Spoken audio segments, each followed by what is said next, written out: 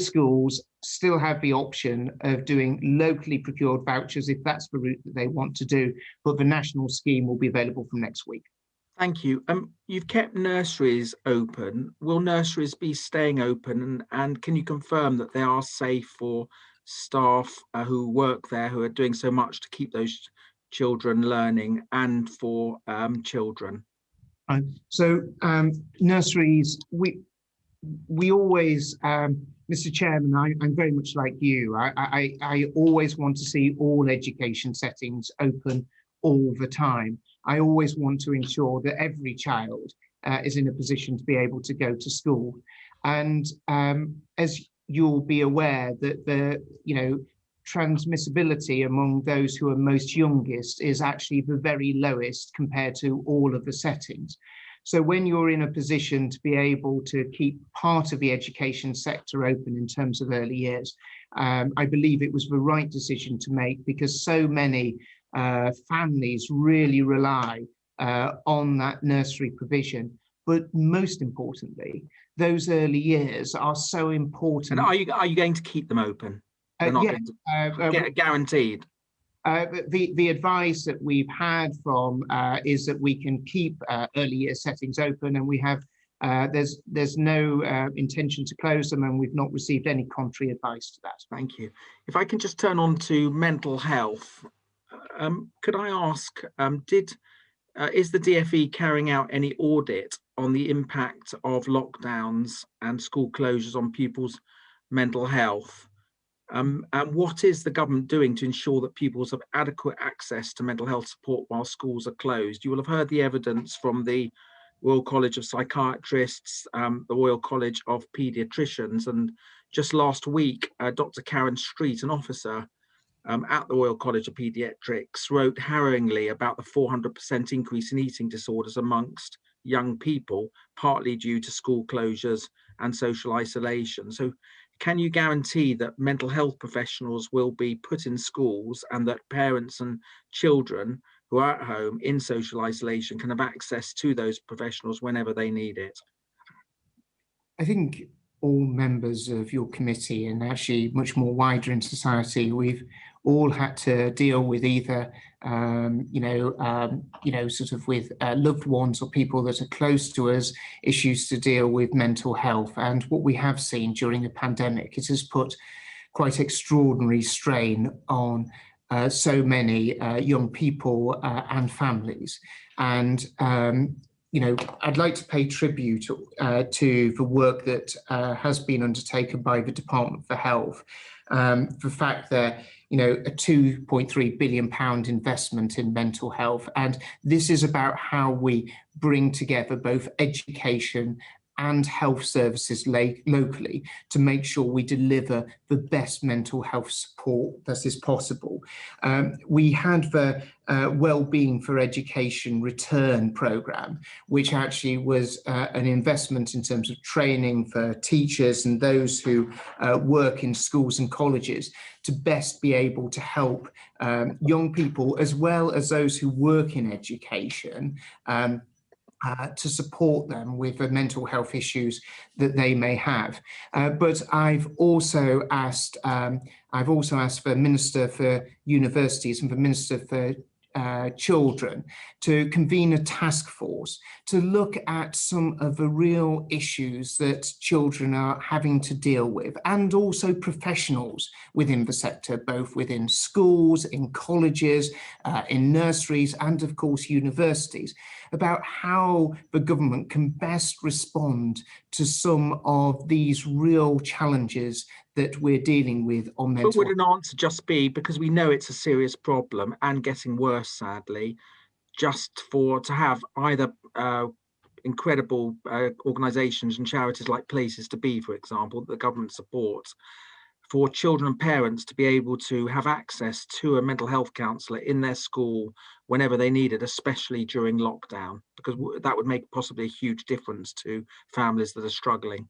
Well, that's very much where the Wellbeing for Education Return programme was aimed at, in terms of giving people teaching staff the training in order to be able to deliver that support at source. And of course, having children back in schools was an incredibly important moment in order to be able to spot some of the challenges. And that's why I'm so keen to ensure that schools are closed for the shortest time possible, because it doesn't just help children in their educational attainment, but it also helps them in their physical and mental well-being, being in school as well.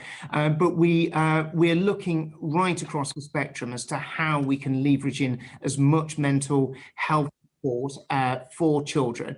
This is why I've asked both Michelle and Vicky to look right across the whole education sectors, looking at what more that we can be doing and bringing in those important partners. And you're absolutely right to highlight the voluntary sector, who do such excellent work in there. And we've continued to support so many children's charities through financial support who are so vital in terms of helping and supporting children in their mental health and well-being. But we do want to look at how we can step that up. Thank you. I hope you'll consider that, and that'll happen quickly. Could I just ask you, given that you have rightly said that you want the schools to open again as soon as possible, ideally after the half term, and I hope that's signed in blood. With all the activities and investment the government is doing in terms of testing regarding children and teachers, surely it might be better to put that investment into rolling out vaccines for teachers and support staff, and perhaps having mobile vans, a bit like the blood donor vans, as much as possible, go up and down schools vaccinating teachers and support staff, because that would be one way that teachers wouldn't feel at risk, but more importantly, we could get our schools open again sooner rather than later. So you're right to highlight there's been a lot of focus on testing, and testing will continue to remain really important part of supporting children in education, because as you are aware, Mr. Chairman, that there hasn't been a completed trial on children, people under the age of 18 on any of the vaccines. So we aren't going to be in a position to be able to offer vaccinations for children until there have been those fully completed trials. So testing is going to remain important, because actually we've already seen with the rollout of testing, we've already had hundreds of thousands of tests completed for those children who are attending schools and for those staff. But why not make sure that teachers are on, not because one favours one group of workers over another, I completely get that, and it's always going to be very difficult who you choose. Why not ensure that teachers are a priority, teachers and support staff are a priority for vaccination, so then we get our schools open? And there's how many, there's 450,000 teachers roughly. So, if you spent a few days doing that, given that the capacity now is 200 every couple of days, you could get teachers and support staff done pretty quickly.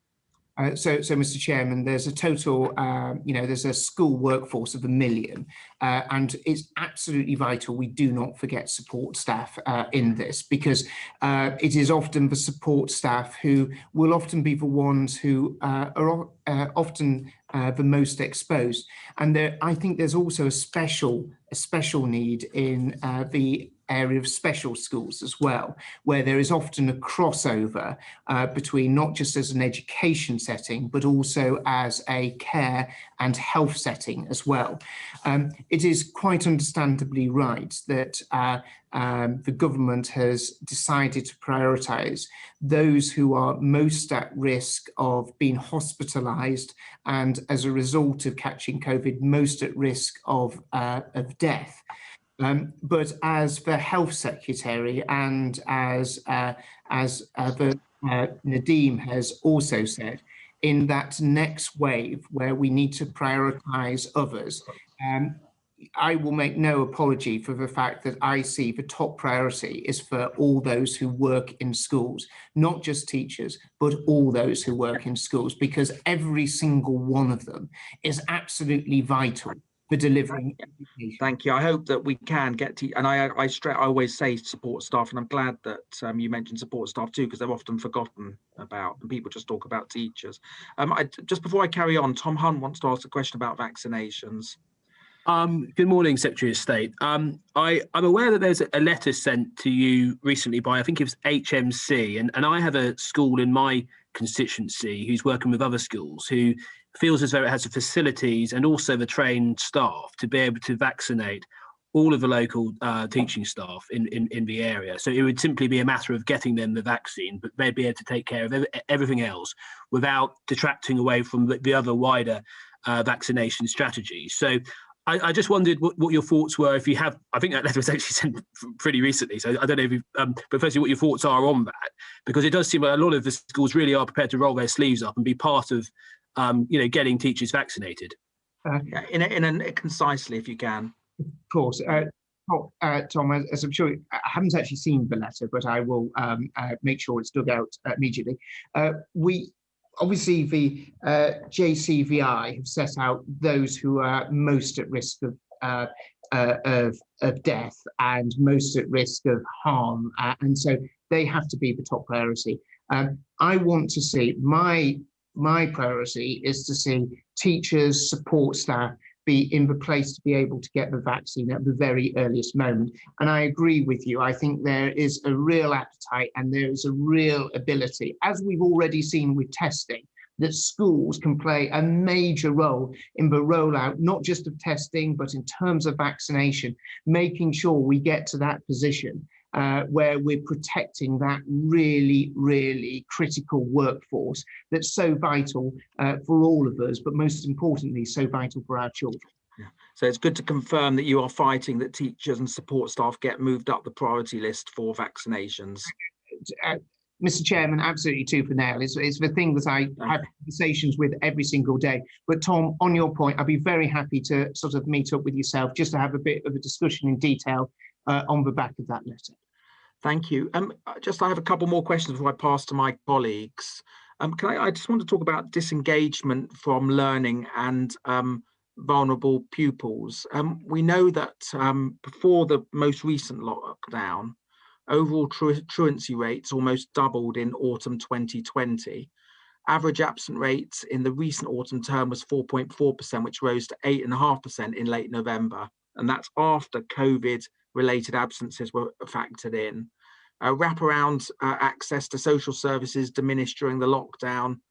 Children's social care teams received 18% fewer referrals than in the same period over the prior 3 years. My concern is that the lockdown could further exacerbate a rise in disengagement seen during the autumn term, and that fewer children will be able to access local support services.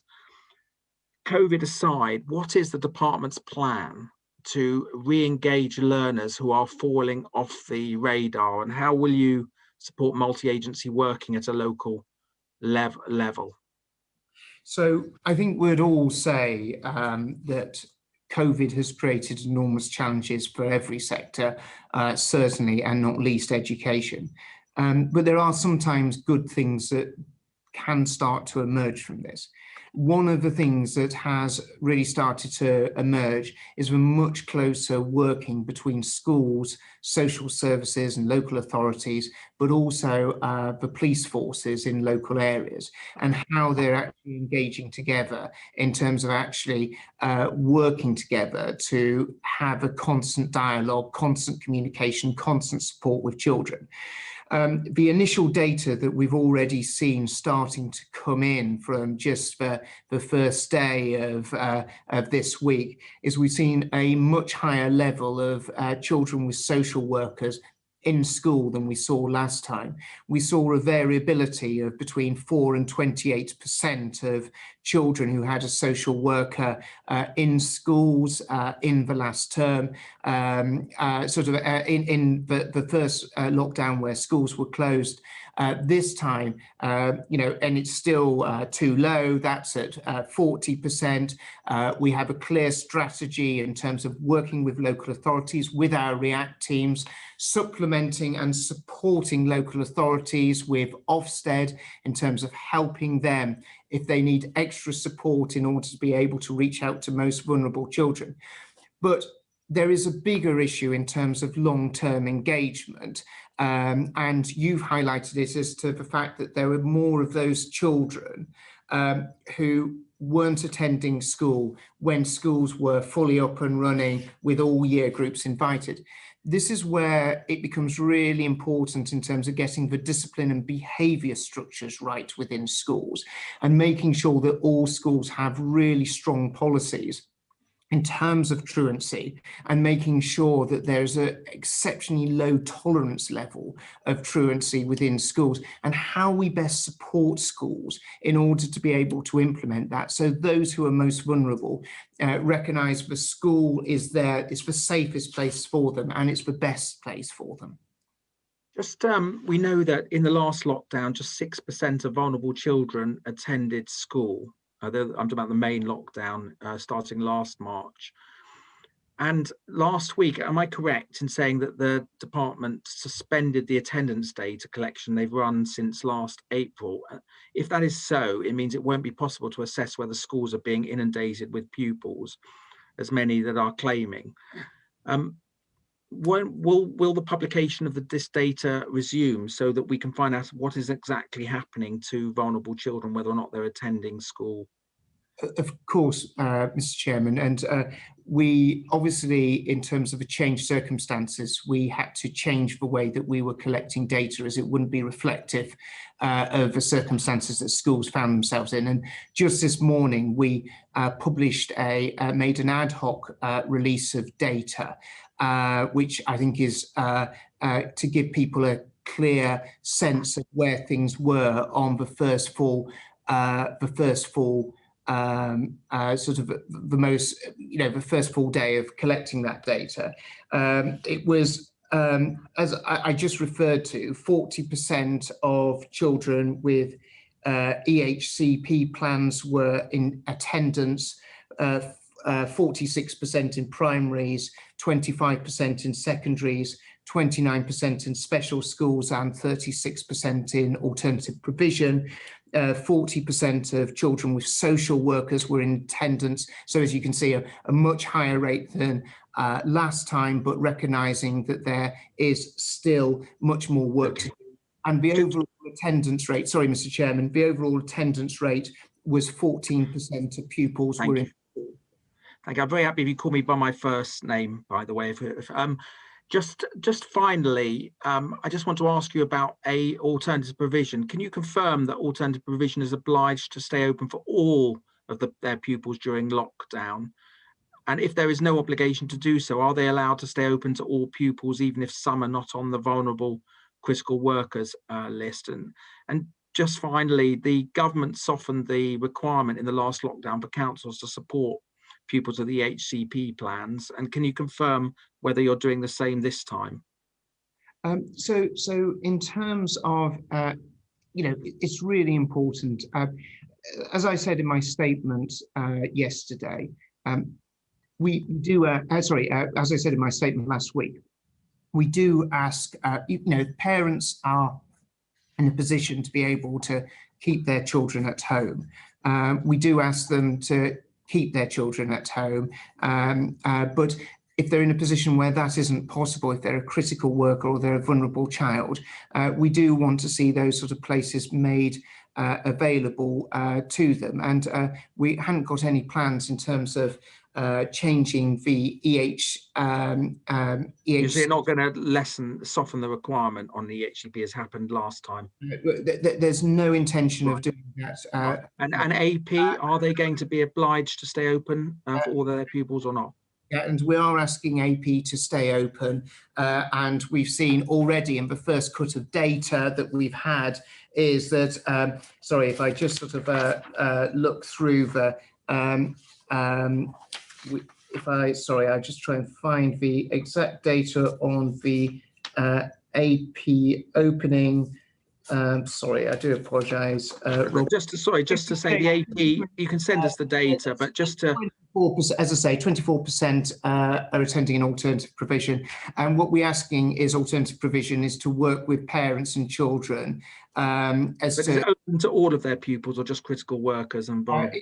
Well, it's open to all those with an EHCP plan, which obviously is a very high proportion, but we're asking them to work with parents where there is a very specific need in order for them to be able to do that, and to work with parents to work with the need of a child if that needs to be made available to them. And in many I think that Susan wants to say something. Of course, yes.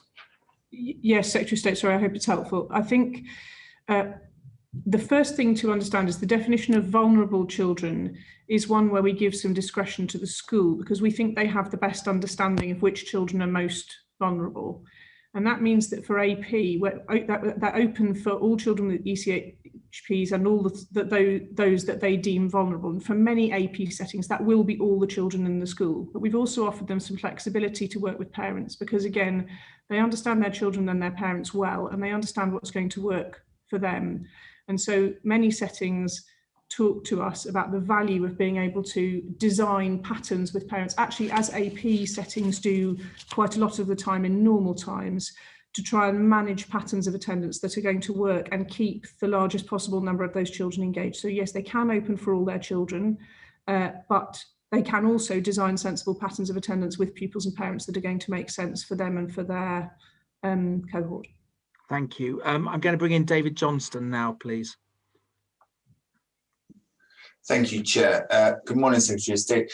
In September, the department issued a tier system to manage school openings, where you could move from having a rota for different children to attend school at different times through to wholly online learning. Whose decision was it to move away from that system, and why was it taken?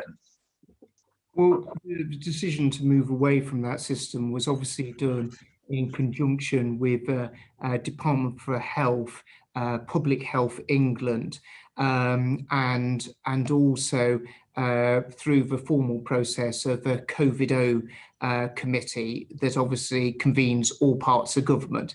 We in terms of the sort of design of these systems, these are never done in isolation purely with the Department for Education. It's actually done most critically and importantly with the Department for Health and Public Health England, to make sure it sort of meets the need.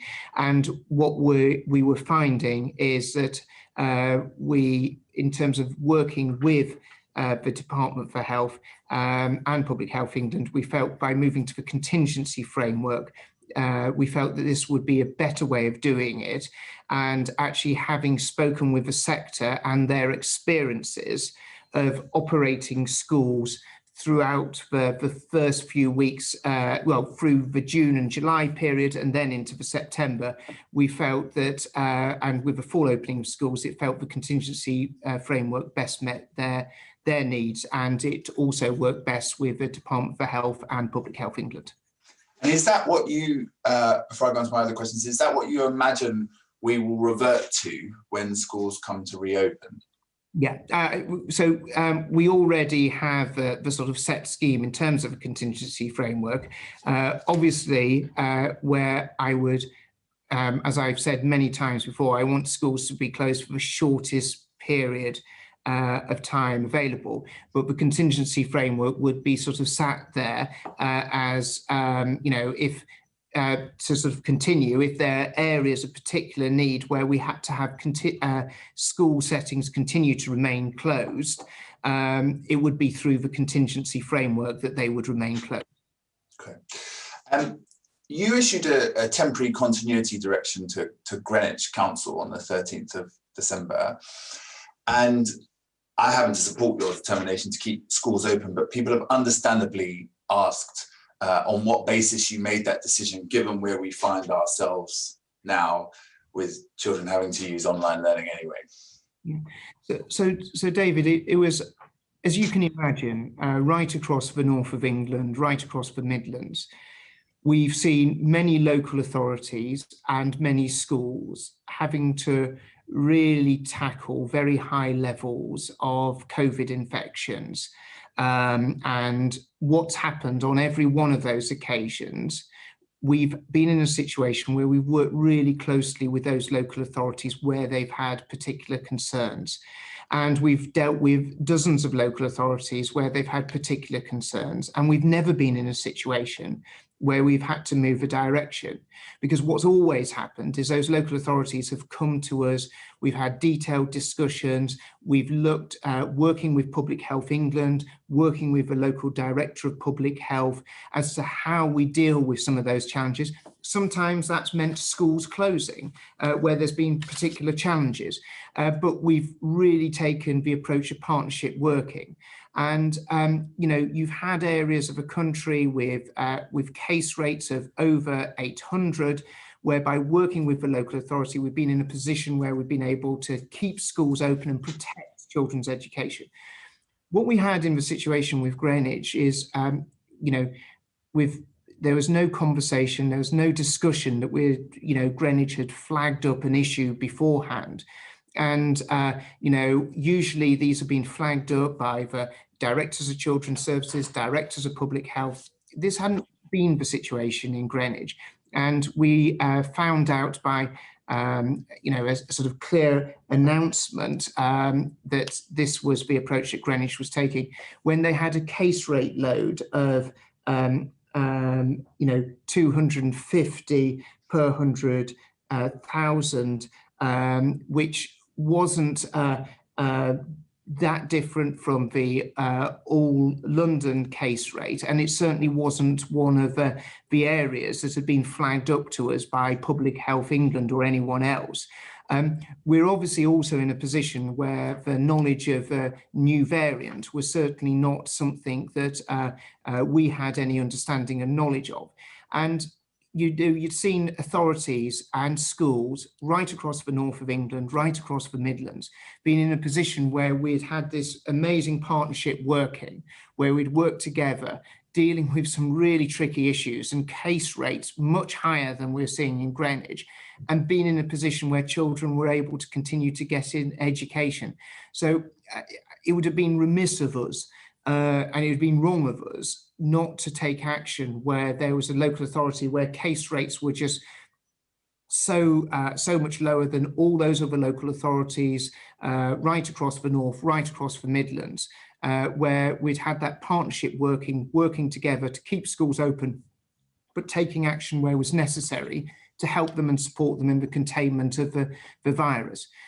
As I say, at that stage, none of us were aware of the new variant, and we were not aware of the impact that that would ultimately have in terms of case rates and the impact more widely right across the country and including in London. Okay, thank you. Could you just quickly describe for us how hotspots are brought to your attention as Secretary of State? Well, of course, we have a very detailed bronze, silver and gold command structure that is run by the Department for Health, where local authorities, directors of public health in those local authorities, regional directors of public health, the NHS, and you know, obviously the Department for Health and Social Care and other interests are sort of represented on there, and that is the mechanism that it would be flagged up. But also we have a lot of dialogue with local authorities who, as I say, in so many cases that we'd seen from all the way from June all the way through December, where local directors of public health were having regular discussions with regional schools commissioners, highlighting where they had concerns, and we were taking action wherever we could do to help support them in terms of tackling COVID. Okay, and last question from me for now, which is more a long-term one. What's your assessment of what we've been through with education in the last year, the impact it's going to have on the disadvantage gap? Because some estimates say it's going to wipe out the progress we've made in closing the disadvantage gap of the last decade. I mean, what's your view of the damage that this is going to have done? I think the DfE officials said the attainment gap could be as much as 75% between disadvantaged pupils and their better off peers once COVID is out of the way. This will be one of the greatest challenges that we face over the coming years, and how we take the action to make sure that this pandemic does not hold back the progress of children from whatever background that they come from. We are got to ensure that this pandemic does not scar the lives of children we've got to take every action that we can do to really, we saw that with the COVID catch-up fund. We're seeing that with the national tutoring programme.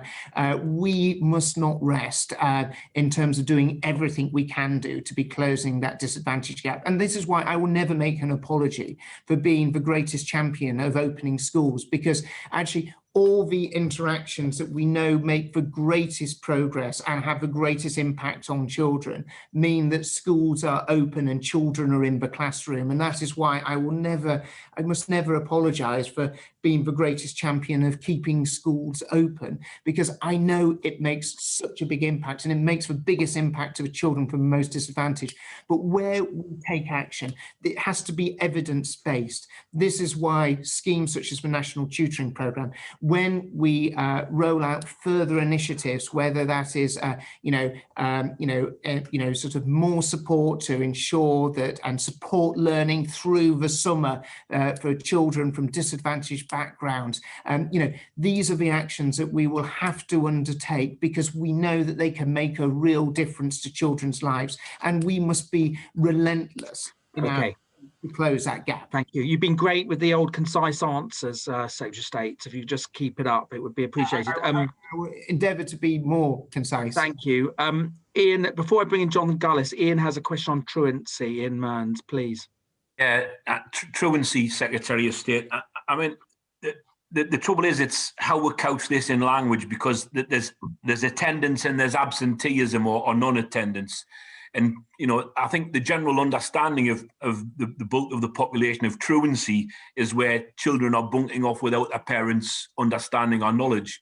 Whereas, there is an awful lot of absenteeism which has been occurring within the current context, which has been either parentally condoned or parentally supported.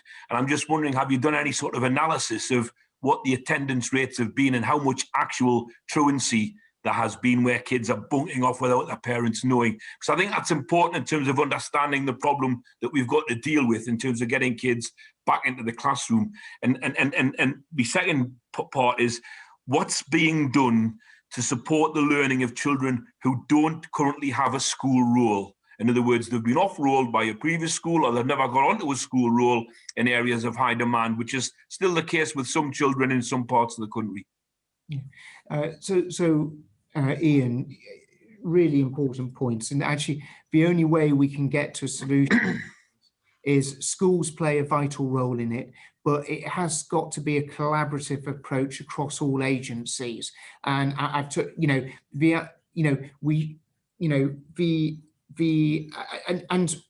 we often fall into the habit of saying this is purely a school problem. Actually, the consequences of that long-term absenteeism, either by sort of almost, parents not being the driver to make sure their children are attending school, or where it's happening without the parents' knowledge.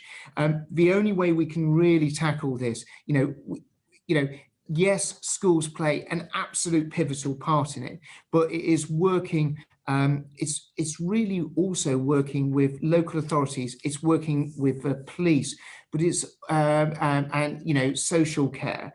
But it's also working with health as well, who will often have a sort of a good picture of sometimes family circumstances, especially of those children in the earliest years. What we're going to we're working with local authorities in terms of providing the data of where there is that absenteeism. So actually, by providing that data, obviously it's held by the schools, but it's really important to share that data across with local authorities, who again have some of the levers to be able to work and have an understanding of how we can tackle this challenge together. And we're working on the sharing that data in future releases going forward again, so local authorities have the tools to do the the job, and we'll be looking at publishing that data for the autumn term on the 19th of January. So not too far away. And I think that will be, I think it gives a sort of really important insight and a really important tool. But I think longer term, we mustn't be we mustn't be neglectful of the real challenge that we're going to have to face in terms of how this cross-government working is going to have to do. And family hubs, I think, are going to play a really important part in actually tackling some of that disengagement. Okay. Thank you. Jonathan Gullis, you're on a train, so if you cut off, we'll bring you back later on. Jonathan. Thank you very much, Chair, and thank you, Secretary of State. Well, I'm going to, I could maybe make up Jonathan's question at this point. Jonathan, if you text me the questions, if you can't, if the internet connection isn't good. I would like to start going to go beyond.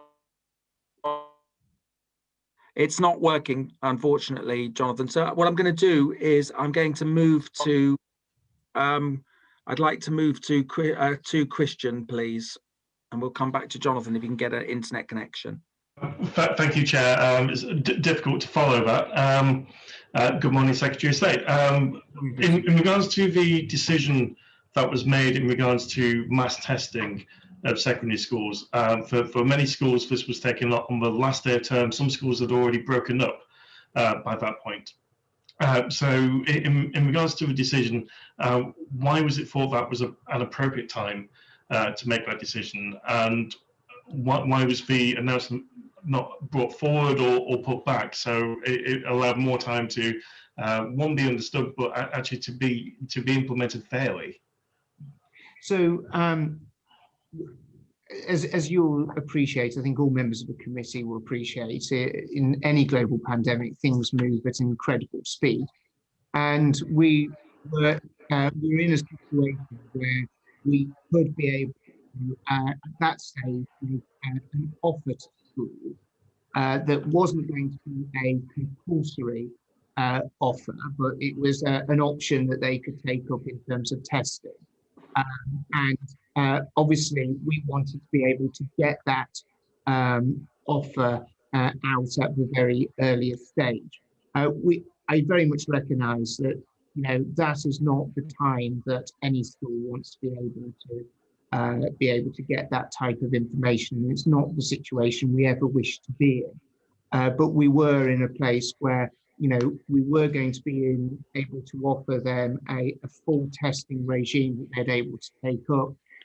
We were going to be in a position to be able to offer the financial support for them to be able to roll it out. And it felt the right thing to be able to do, because there was, of course, by that time, and I'm sure you're aware, the Health Secretary had, by that stage, made a statement to the House of Commons about the emergence of a new variant. And it felt that it was going to be an important tool in terms of supporting schools, supporting workforce, and most importantly, in supporting pupils in order for them to be able to get back into education at the earliest possible stage. Thank you, Secretary of State. In regards to those areas that had high prevalence of the virus prior to the lockdown, I think predominantly of the Northwest, the Midlands, for example, where before the second lockdown we were up to over 600 cases per 100,000. At any point during that surge, was there a push from the department to try to implement mass testing in schools? And if so, what was the Department for Health's response in regards to that?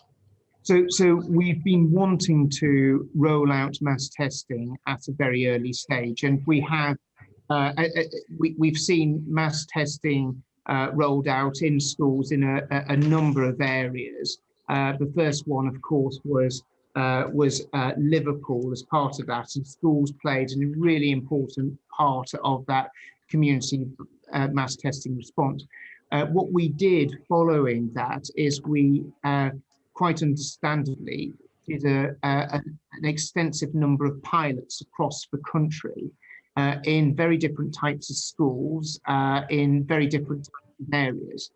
because obviously if you're wanting to roll out a mass testing program, we wanted to see as to whether it was feasible and whether that would deliver results that were of value to public health and also work for the schools. The pilots that we ran across the country came to a conclusion at the close end of that term, which meant that that was the first time that we were then in a position to be able to start to roll out, start to look feasibly at the rollout of mass testing, because we obviously had to test those pilots, see what worked for the schools, see what worked for pupils, and whether it's feasible to do it. We found out that it was, and the evidence from the first, week or more of schools operating testing regimes, we've already had hundreds of thousands of positive tests, hundreds of thousands of tests come back of testing children. So it does show this is a system that can work in both schools and colleges. Thank you. In regards to the testing, obviously it's very helpful to be rolled out to secondary, but the number of secondary schools, but the number of children who've missed days of education, not just in the secondary setting, but in further education, in primary education, and in early years education. What thought is there to actually extending mass testing to cover all education settings and not just secondary? So the mass testing already includes further education colleges, and part of the drop of tests, it wasn't just the secondary schools, it was to all education establishments, secondary and further education colleges and sixth form colleges as well. They all have received the initial drop of tests on the Monday, the 4th of January, with further tests coming forward.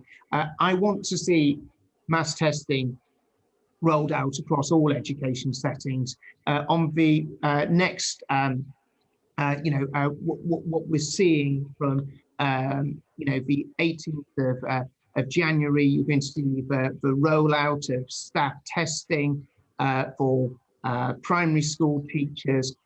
Testing is a really important part of bringing children back into school. It's also a really important part of not just making schools as safe as possible, but actually fighting against COVID right across the community. Because if we're testing a child, in essence, we're also in a position where we're testing a household as well. I think... In a nutshell, are you going to extend it to non-secondary school settings as well? Well, we've already extended it to further education colleges and sixth form colleges. We're extending the parental testing, the staff testing as of next week to primary schools, and I would like to see it sort of rolled out to all pupils. That's my ambition. That's where I want us to get to. Okay. Thank you, Christian. Have you got any more questions?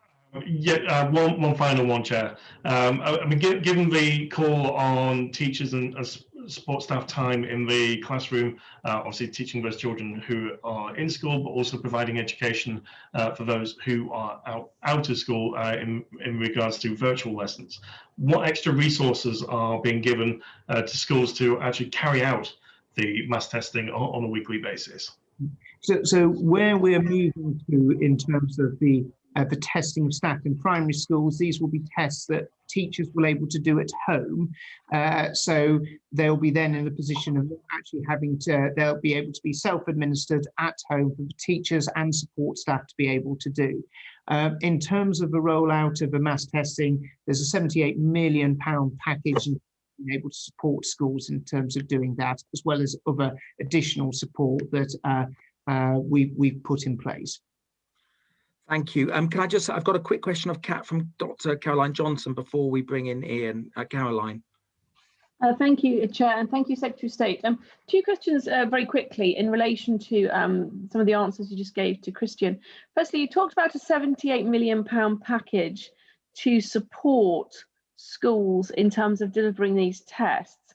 You also talked about how it's fighting COVID right across the community, but these tests are voluntary. Why has the package not been given to support independent schools in delivering what is a health rather than educational measure to ensure that every school participates and we protect all children, regardless of their parents' educational choices, from these health challenges, which when health is free at the point of use. Of course. Now, if I can bring Susan in, but just to add that we're actually supporting all education settings, including private schools, with the provision of all the testing kit and all the equipment as well. But if I could just bring the Permanent Secretary in, who just wanted to make a point and also pick up a little bit more on what you just asked. Susan. Thank you, Secretary of State. So it was really in relation to the last question to say that rolling out testing in primary schools, we're working very closely with PHE, with Test and Trace, and actually with the MHRA, because for primary pupil testing, being able to administer getting to the point where parents can administer the tests at home unlocks the ability to do primary testing at a much greater scale in a way that is more straightforward, but also we think is more appropriate for primary school children. It was just that point that I was going to add. On the independent schools, just to say they are getting the provision of all of the test kits and materials. The aspect of support they don't get is the support for staffing. And of course, that's consistent with the fact that we wouldn't pay for independent school staff for any other purpose. Is that entirely accurate? Because I could just say, if you were delivering the vaccination schedule for senior school pupils, perhaps girls, to have the Cervarix vaccine for HPV, then the NHS does provide that service, and that's why I was raising this as a slightly odd thing that a health provision isn't being provided to all students, regardless of parents' ability to pay for it. The other question I had was really about the primary school rollout, because as a paediatrician, I'm aware that performing tests on older children is significantly easier usually than performing tests on younger children. And yes, the tests are very easy to perform. I have a box in my own house to do as an NHS worker. What's your plans for trying to ensure that younger children particularly can be tested? Because obviously having a teacher trying to do a whole row of them would seem to be incredibly difficult. But when I spoke to the primary heads of my local primary schools, they had very mixed feelings about whether they should be done in schools or by parents. So I don't think it would be right or appropriate to ask school staff. Obviously, in a secondary setting, staff are supervising the test done by pupils, whereas it's not going to be in a primary school setting. If you try to have a similar approach, you'd be having to ask staff to do the testing themselves, and I just do not believe that's appropriate or right. So what we'd be looking at doing is having a system where it is tests that would be carried out by the parents on their child, as against asking staff to do it, and that would have to take place in the home. Susan, I'm not sure if there's anything further you wanted to add on that. Only two things on that. So the first thing is that's something that we are going to pilot before we roll it out fully, in order to look at some of the issues around making sure that it's possible for parents to do that, and that we can understand test fidelity and other issues. And we're working, as I say, with PHE, Test and Trace, and with the MHRA on that. I mean, I think the other thing that's worth saying is if you go for a PCR test in a community testing centre, then for primary age children, the procedure there is that a parent performs the test on the child. So a parent swabs the child. They do it under supervision, but it's, in a sense, this is consistent with the position on other testing. Thank you. I'm just going to, Ian, Fleur has a question on testing. So Fleur, please. Thank you, Chair. Just like to ask about the early years sector. You haven't mentioned them in the testing regime, and I think anyone watching will be wondering if where they are in it, and there is confusion at a council level. So can you confirm that the early years sector, state-maintained nurseries, private nurseries and childminders will be included in the testing regime at the same time as other teachers? Thank you. Well, they're very much included as part of a community testing programme. Obviously, where schools have nurseries as part of them, that will be part of the sort of school staff. But one of the key parts of a community testing programme will be actually ensuring early years workforce have access to that testing. So will that be at the same time as other teachers? That will be at the same time as the rollout of a community testing programme, which was announced the other day. Thank you. Fleur, are you okay? Well, it's just that certainty that they're seen as a parity of other teachers, like state-maintained nurseries are just happen to not be attached to a school, but they don't seem to be considered in the same tranche as other nursery teachers, and there's a bit of confusion there. So the whole community testing programme was making sure that we actually pick up the early years settings, because we recognise how important it is. And as you'll be as aware as I am, there's such a range in terms of the numbers of staff and the ability to sort of reach them, because obviously you have some nurseries that are very large, others that are very, very small and almost, one or two people operating them. So it was felt the best way of being able to reach that whole breadth of them was through the community testing programme and be able to deliver testing through that. Okay, I just think that needs to be clarified at a council level, because it's leading to confusion about whether nursery school teachers are included in nurseries and private and. I'll certainly take on board the task and task officials to make sure that that's clarified with local authorities. Obviously, as I say, through many of sort of educational establishments in terms of a rollout of school testing, there's an ability to pick up a lot of nursery settings as part of that, but there'll be a number that we need to have a community testing programme in order to be able to pick those settings up for us. Okay, thank you for taking that up, Secretary of State. Thank you. Ian, who's been waiting very patiently. Thank you. Thank you very much, Rob. Secretary of State, in answer to my earlier question, I don't think you really covered the issue about off-roll children. I was wondering if you could write to us about that in more detail in terms of what's actually happening in terms of provision for off-rolled or children without an allocated school place, which there are still some around the country from last September. If you could maybe let us know what's happening about them. Of course, I would more than happily write to you about in detail on that important issue. Right. Secretary of State, what practical help and support are you providing teachers and school staff during this unprecedented time? Particularly, what access have teachers, support staff and pupils to mental health support? And I'm really, we've covered pupils earlier on, but I'm not sure if we looked at, the support that the teaching staff and school staff in general would have during this time. And there's an additional reason I'm asking that question, because since the new lockdown, I am certainly aware in my own locality of a massive additional stress being placed on teaching staff and management staff in terms of having to allocate the places which are available. Because if we're going to be successful about managing social distancing with the children who are allowed to come to school, there are huge demands from parents and, of course, from vulnerable children as well, in order to come and get those places which might be available. But it seems to me that if we acceded to all of that demand, it would defeat the object of social distancing in the classroom and in the school context, because, frankly, some schools in my area are reporting that 85% of the children, the parents are asking for places because they're key workers or they're vulnerable children, they haven't got a device or all the rest of it. So that's an additional stress. So what are we providing in terms of that support for teaching staff and for staff in schools? And what are we going to do about that real tension there? Because as Susan pointed out before, there is a lot of discretion being given to schools over that, but that's an additional management burden and real demand from parents demanding basically that children be allowed in. Yeah. Well, I think we need to be guided by the clear data that's emerging, and in terms of attendance rates nationally, they're running at from the initial cut of data that we've shared today, that's running at 14%. You're right to highlight there will be particular areas where they're actually close to a hospital, close to critical industry, where there are a much higher rates.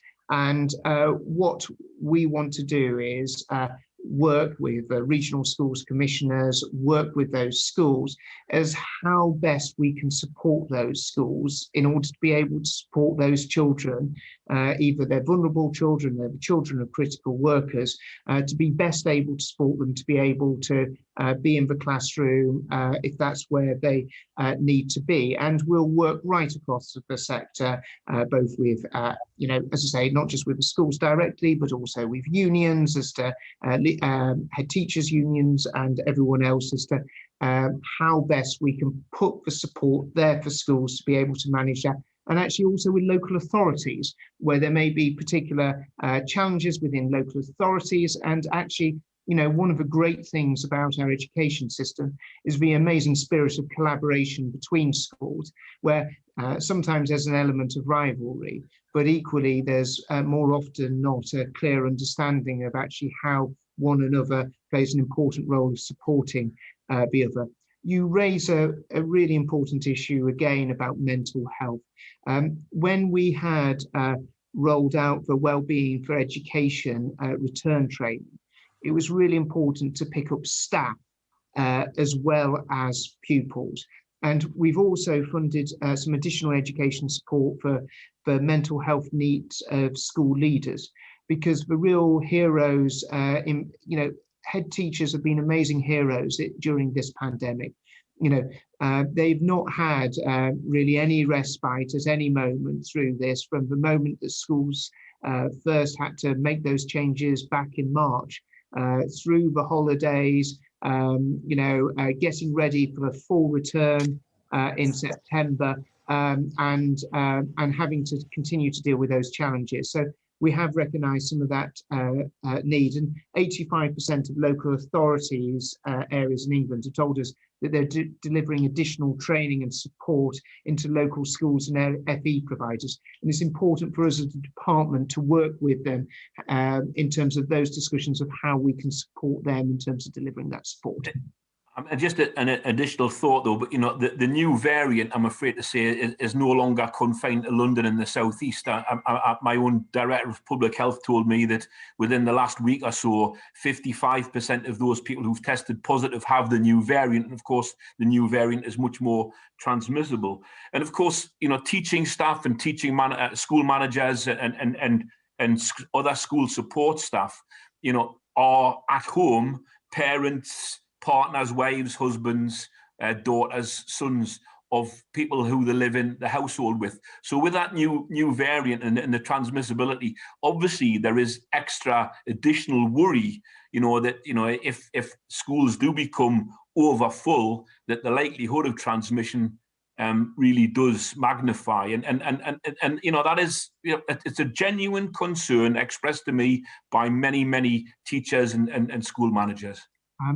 Ian, as you I know that you're aware of, is that the reason that schools were closed were to take the overall approach of reducing movement across all of society, not because the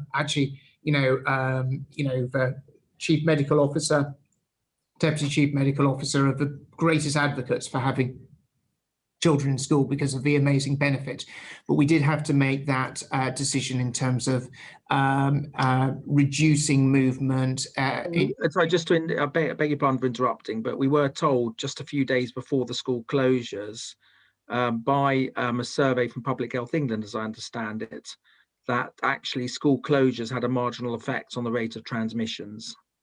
And where school closures, because as we've always, schools are the best place for children always to be, and they're a safe place and a safe community with the measures that are put in place.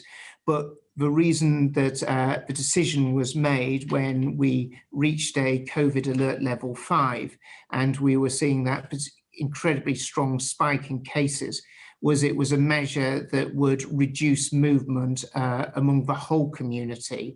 And it was an additional measure that we always, as you can understand as Education Secretary, it is not a step that I ever wanted to take, and would have, we were taking some quite, extensive actions to try and avoid that, including the rollout of mass testing. But the advice was that it could play a useful role in terms of actually reducing movement in community and ensuring that this national lockdown had a greater impact in terms of suppressing the virus. But Ian, in terms of, the data does bear out that actually it has had the impact of the fact that only 14% of children are in school. So it has had that immediate impact overall.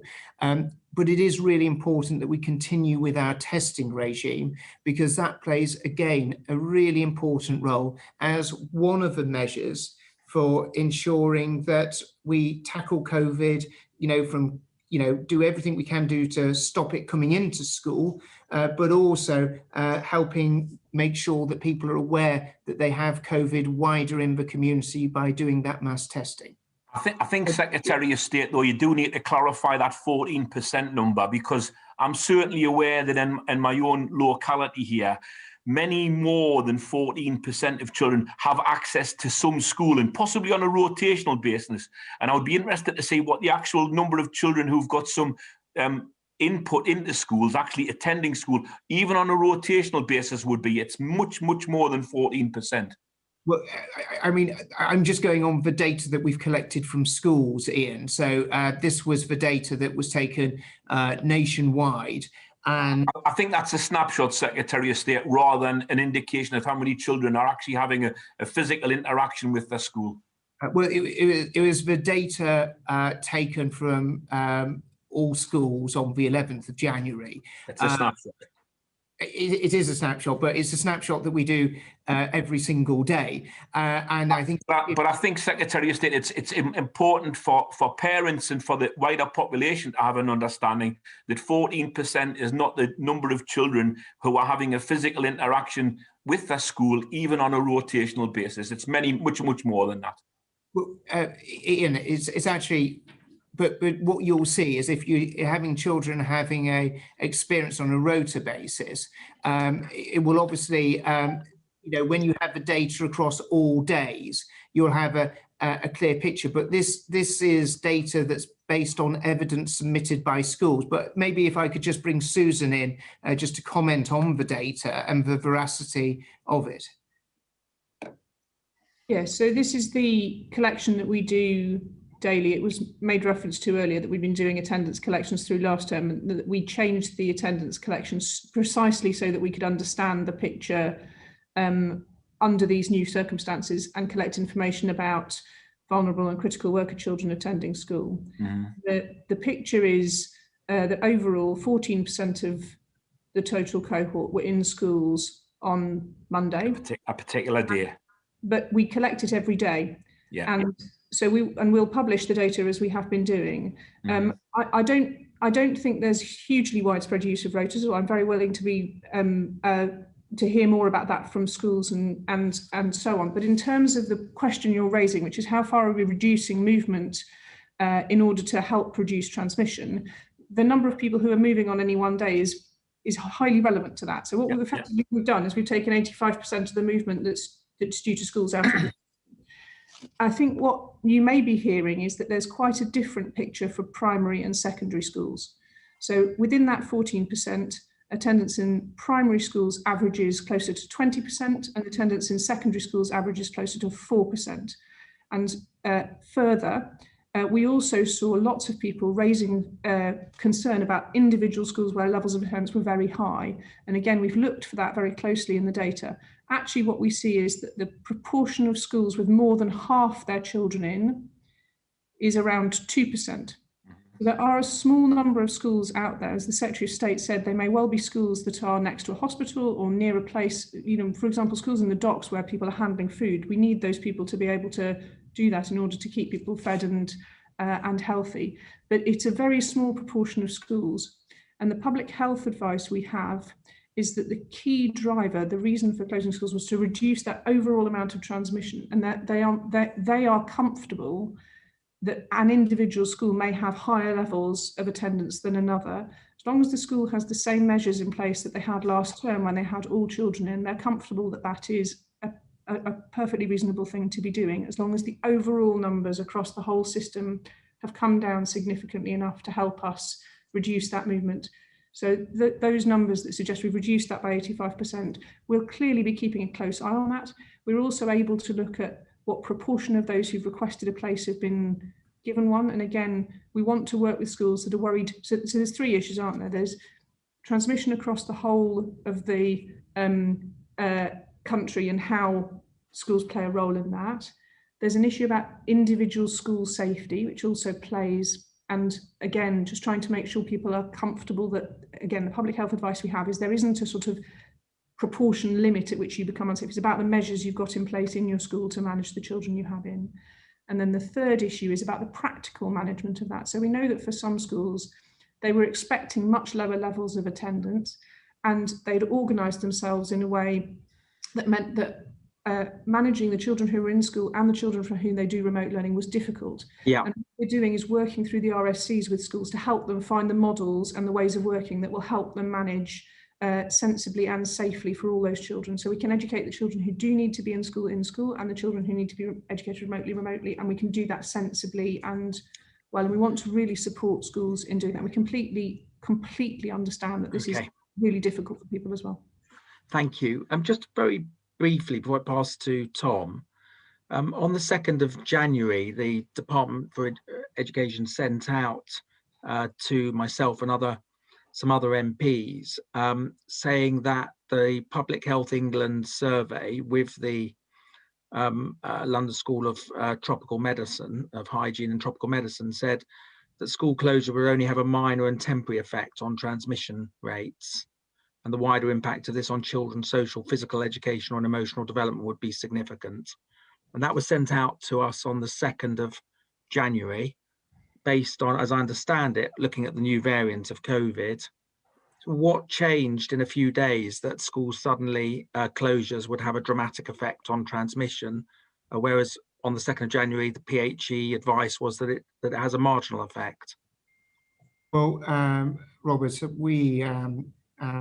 we're all incredibly committed to making sure that sort of schools opened, and we saw an incredibly high proportion of schools open in non-contingency framework areas on that 4th of January. But when the Prime Minister had received the advice about the change of moving to COVID alert level 5, and also the most recent data, it was a decision that felt that needed to be taken, that the place that we never wanted to be in, the situation where we, it's always been a national priority to keep schools open. For me, it's always been clear they should be the last things to close and they should be the first things to open. But it became clear as a result of that further data that was coming in, that it was a decision that would have to be taken because it would play a role in suppressing movement within the communities of which schools are, and would play a role in helping suppress the virus. But it was something that was done with no reluctance. So because of the schools, that was only 2 days later that this evidence changed. So the Permanent Secretary, I think, wants to say something, Secretary of State. Susan. Yeah, thank you very much, Chair. So my understanding is that the PHE evidence, though published on the 2nd of January, related to a period earlier in the autumn term before the new variant was dominant. But I think the second thing that changed was that even marginal changes in transmission started to become very salient because of the reproduction rate of the new variant, but also because of the pressure we were seeing on the NHS. So the thing that happened on the morning of the 4th of January was that shift to level 5 for the NHS, and that moment where we were clearly told the NHS was under extreme pressure. And at that point, even things that had an effect that in the past we'd considered to be outweighed by the benefits to children of remaining in school, we started to be advised we really have to do everything we think could have an effect of any significance. So I think there are two things. I think first, the assessment of effect size changed a bit with new variant, but second, we moved from a place where doing something with a relatively small effect wasn't outweighed by the benefits of children remaining in education. People were saying we just had to do anything that might have an effect. Thank you. It would be good to know, and we will question next week whether the survey was based on just purely the old variant. For sure. Tom, been waiting incredibly patiently. He's going to ask his questions plus Jonathan Gullis's. A lot of questions. Yeah, Secretary of State, I couldn't agree more. It's a very challenging situation for teachers who are required to, teach online, but also, in the school at the same time. Very challenging, very stressful, I can imagine. But it does seem that, last time schools closed, most schools did a brilliant job. But sadly, most of the surveys that we've seen would indicate that there have been some occasions where this wasn't the case. I know that I think your view is that Ofsted should play a much more sort of proactive role this time in ensuring that there is good quality across the board. And I've seen some detail on this, but I'd be very grateful if you could outline sort of practically how you expect this to happen, and if there is a particular school where it seems as though they're not really stepping up, what actions would be taken. And the other question I've got is in relation to live online lessons. I have seen that there's been, I think, some of the teaching unions have expressed views on this, about how that they've got concerns about live online lessons and what this might mean for privacy. I've seen others who think that actually live online lessons are very important because there's a degree of interaction you simply don't get when it's pre-recorded. And especially, it gives young people the chance to interact with their teachers and other members of the class, etc. Just wanted to know what your views are on those two key points. Well, thank you very much, Tom. So I think we've seen a real massive step shift in terms of the offer and what schools are providing in terms of remote education for children since March of last year. And even in March, April, May, there are many schools that really were trailblazers and led the way. And they've started to set the standard as to what we want to see in all schools. The reason that back in last year we set out our expectations of what remote education would look like was because we did recognise the fact that there was a very real possibility that schools could be closed again. And I know that that was a controversial thing to do that did meet with some opposition, but I firmly believe it was a right thing to set out clearly what standards were expected. And all schools and FE providers are expected to publish information about their remote education provision on their websites by the 25th of January for schools and the 18th of January for FE providers. As I say, I think we've seen a seismic shift in terms of what is being delivered. And it's a real tribute to the teaching profession, the whole school community who've really embraced this and actually doing wonderful things. And then you have the additional support of the Oak National Academy, which we've invested in heavily. And if there are issues in a school or a parent has, we would always ask that parent to have that conversation with the teacher to sort of try and resolve it and to sort that out. If that isn't resolved, we then ask them to have that conversation with the head teacher in order to be able to resolve it and sort it out. But there is a duty on us to ensure standards in education, and a little bit like what we expect in terms of children in a physical classroom.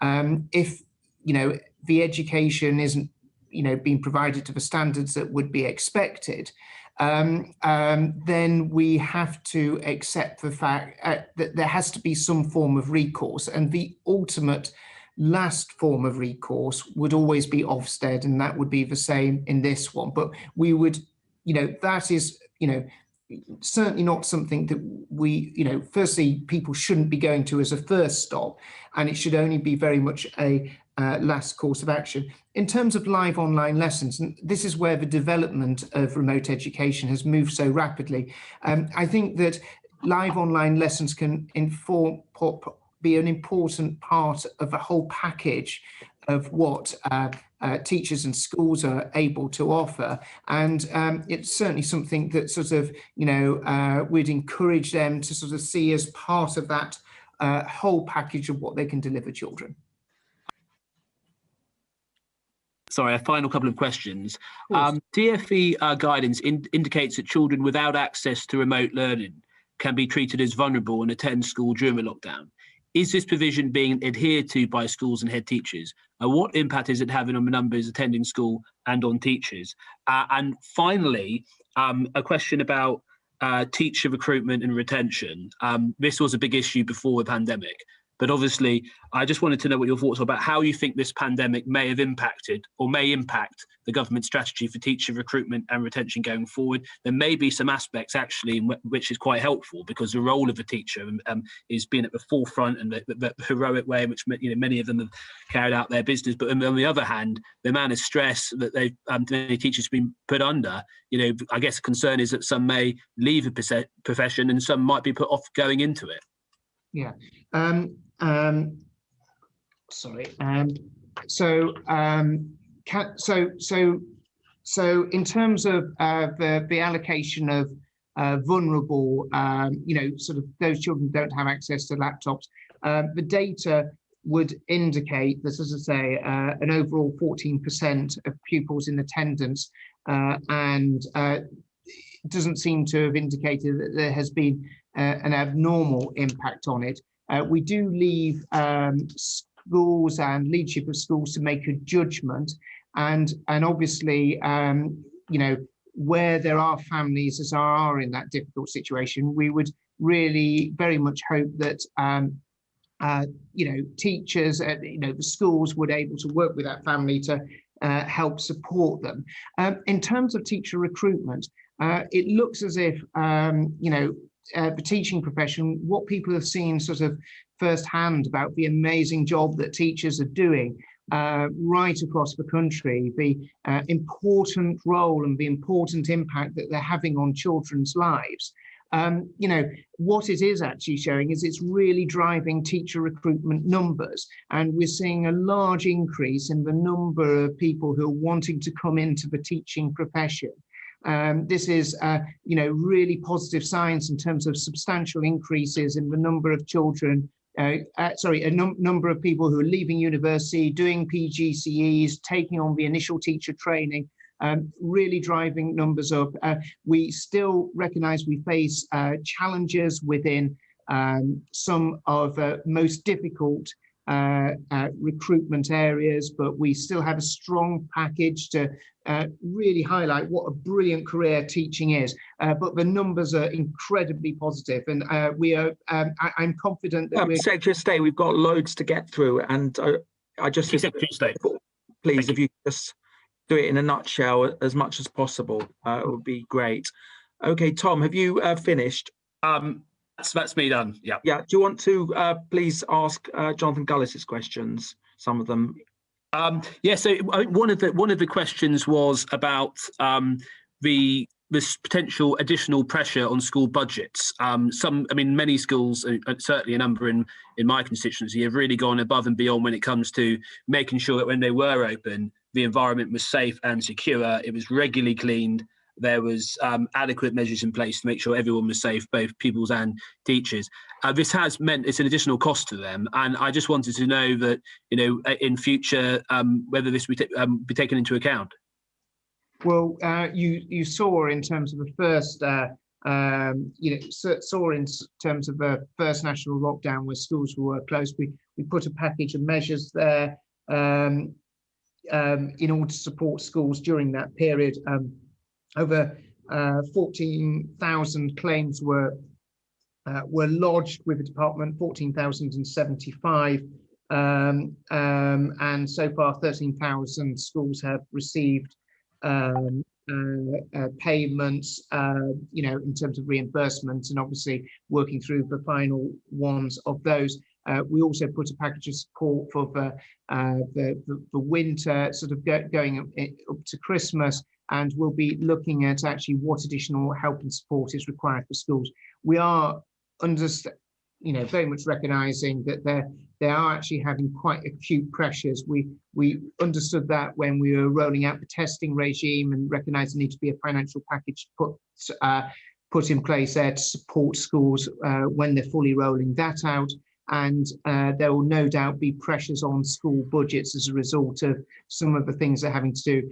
We've made it very clear in terms of preschool meals, if there's locally derived vouchers, we're covering the cost of that. We're putting extra payments in terms of school food if they're delivering those food parcels locally within the school. That's why we're putting the national food voucher scheme will be online from next week for schools to be able to use. But we do recognise as we go through the coming weeks, there'll probably be further measures and further support that will be required. Thank you very much, Secretary of State. Thanks. I just want to read a question from Jonathan Gullis, whose internet connection is not working. Will the Secretary of State understand the frustration felt by both teachers and parents over who can and cannot be in school at present? Many schools are rightly using health and risk assessments from lockdown 1 and therefore limiting sizes of pupils in classrooms, yet who is eligible to access school is broader and vague. This is causing conflict between parents and school leaders unfairly. So what can be done to resolve this? Schools in Stoke and Kidsgrove in his constituency are telling him that due to those student numbers coming in, they might as well be open to all pupils as all staff are having to still come in. Could you comment on that, please, Secretary of State? Of course. Well, firstly, the guidance that we have in terms of critical workers has been very consistent from the initial guidance that we issued back in March of last year. There have been some small changes. I think the eligibility of number of workforce that potentially have come into scope is 11,000 nationally, but it has been largely static from where it was before. We are starting, as I say, we're getting the first cut of data, both at a national level, at a regional, local authority level, and also at a school level. And what I've asked regional schools commissioners to do is to target those real hotspots where there are challenges and actually how we can work to support schools. Firstly, to put them in the best position to be able to make the full provision that's needed for those children who need to be in school, but also to work with local, those local schools, but also local authorities if there's particular concerns around the impact and deliverability on that. And we're very confident that we can work through some of these issues. We think it's a small number. The initial cut of data indicates there's actually quite a small number of schools that will be facing that challenge, but we don't underestimate the challenge that those schools are facing and how we work with them, support them in order to deliver the places for critical workers that need them, but at the same time making sure that this is done in a way that's sustainable for the school. Thank you. Can I please bring in Kim, who's waited a long time? Thank you. Thank you, Chair. Good morning, Secretary of State. I've got some questions in this section on connectivity and laptops. So it's estimated that over 1.7 million children suffer from digital poverty. So what estimates do you have of the number of disadvantaged and vulnerable children who still remain without a device or internet access? And will the government consider rolling out free Wi-Fi access to all families in receipt of universal credit so no child is left behind? Thank you. Well, Kim, it's so incredibly important that the actions that we take in terms of devices and access to, access to the internet. That's why at the start of the pandemic, we made the bold decision to actually start investing in digital devices. By the end of this week, we will see a total rollout of 750,000 devices to schools across the country. In terms of looking at the numbers that were required, Kim, what we had done is we used the latest data that we had in terms of the amount of laptops and tablets that are available in the sector. That's about 2.9 million devices that already sit within the sector. We've made a commitment to procure on top of that 2.9 million devices, that additional 1.3 million devices. The rollout is going very well. We believe that actually with such a range of devices within the sector, it puts schools in the best possible position to be able to support children that maybe don't have ownership of their own device or access to one in their own home. Again, you make a really important point about internet access. We had trialled during the first stage of the pandemic a number of approaches working with BT and other providers. What we found was the most beneficial to most families was working with mobile access data partners in order to be able to increase the limits. This has had a real big impact on for many young people. And I'd always like to take the opportunity to thank EE3, Tesco Mobile, Smarty, Sky Mobile, Virgin Mobile, O2, Vodafone, BT for what they're doing. Okay. Also the measures to no rate.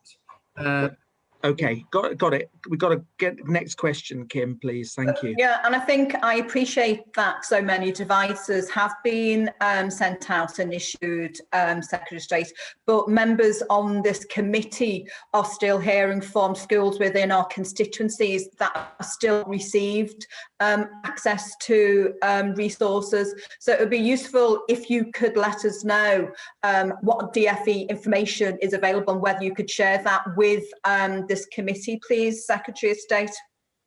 So Kim, by the end of this week, all schools will have received their full estimated allocation of devices. But we do recognise there'll be some schools that are in a position that maybe haven't got the number of devices in schools that they would have procured over a period of time.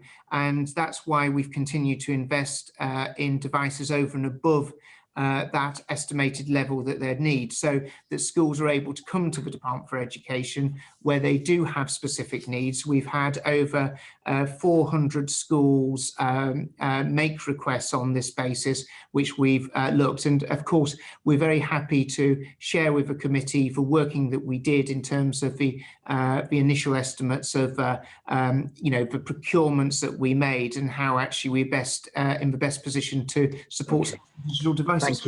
Thank you, Kim. Also, Secretary of State, we've heard that those laptops that have been issued to schools have to be wiped by teachers because they don't have the necessary monitoring systems in place so that children can't access inappropriate sites. And so the schools have had to install their own systems. Can this be reviewed and fed back to the committee as well, please? Kim, if you wouldn't mind, do you mind if I just bring in Susan on this one, who I think is wanting to come in and speak to it? Okay. Thanks very much indeed. So we know that lots of schools already have in place different systems that they use. And so the basis we've done this on is first that schools can select the type of device they want so that it fits with what they're already using in school. And second, they can manage how they set the device up so it fits, as I say, with existing devices they might have in school, so it can be part of their system. But I'm very happy to look and see whether there is more we can do within the department that would be sensibly done across all schools and wouldn't effectively just mean they had something on but they wanted to take it off and put their own thing on because it fitted with what they were doing in school already. So we're really I think that would be useful, thanks Susan, in terms of safeguarding children. that'd be great. If you could let us know, that'd be great. So use their own different things, and so we're trying to be flexible to what they're doing already. I think, Kim, one of the challenges is obviously you have 22,000 schools, often with very different systems. And the ability to second guess which is the best system for every one of those schools is going to be incredibly challenging. And by imposing a system on all of them, it may reduce their operability between the current devices that they have. But we're very happy to look at that as if there's any things that we can do more that can help support schools. Yeah, I understand the logistical issues relating to that, right? It's just about making sure that children are safeguarded. My last question in this section, will the government consider establishing a new dedicated technology budget for schools to help them tackle the digital divide in communities going forward? Because if this is going to be the new normal going forward and there's more online learning. So yes, thank you.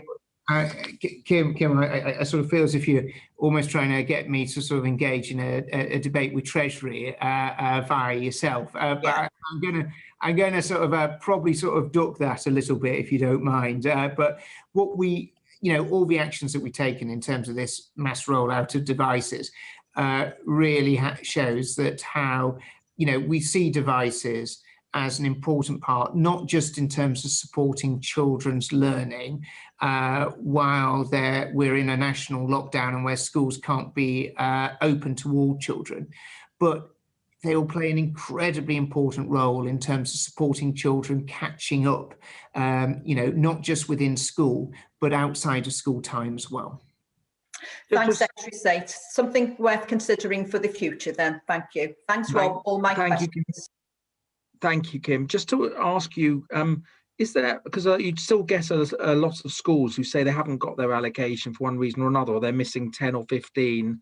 Is there a dedicated helpline that they can call and that is genuinely answered? Because the schools say to me they try and get hold of the DFE and they can't get the allocation that they need. What is the situation?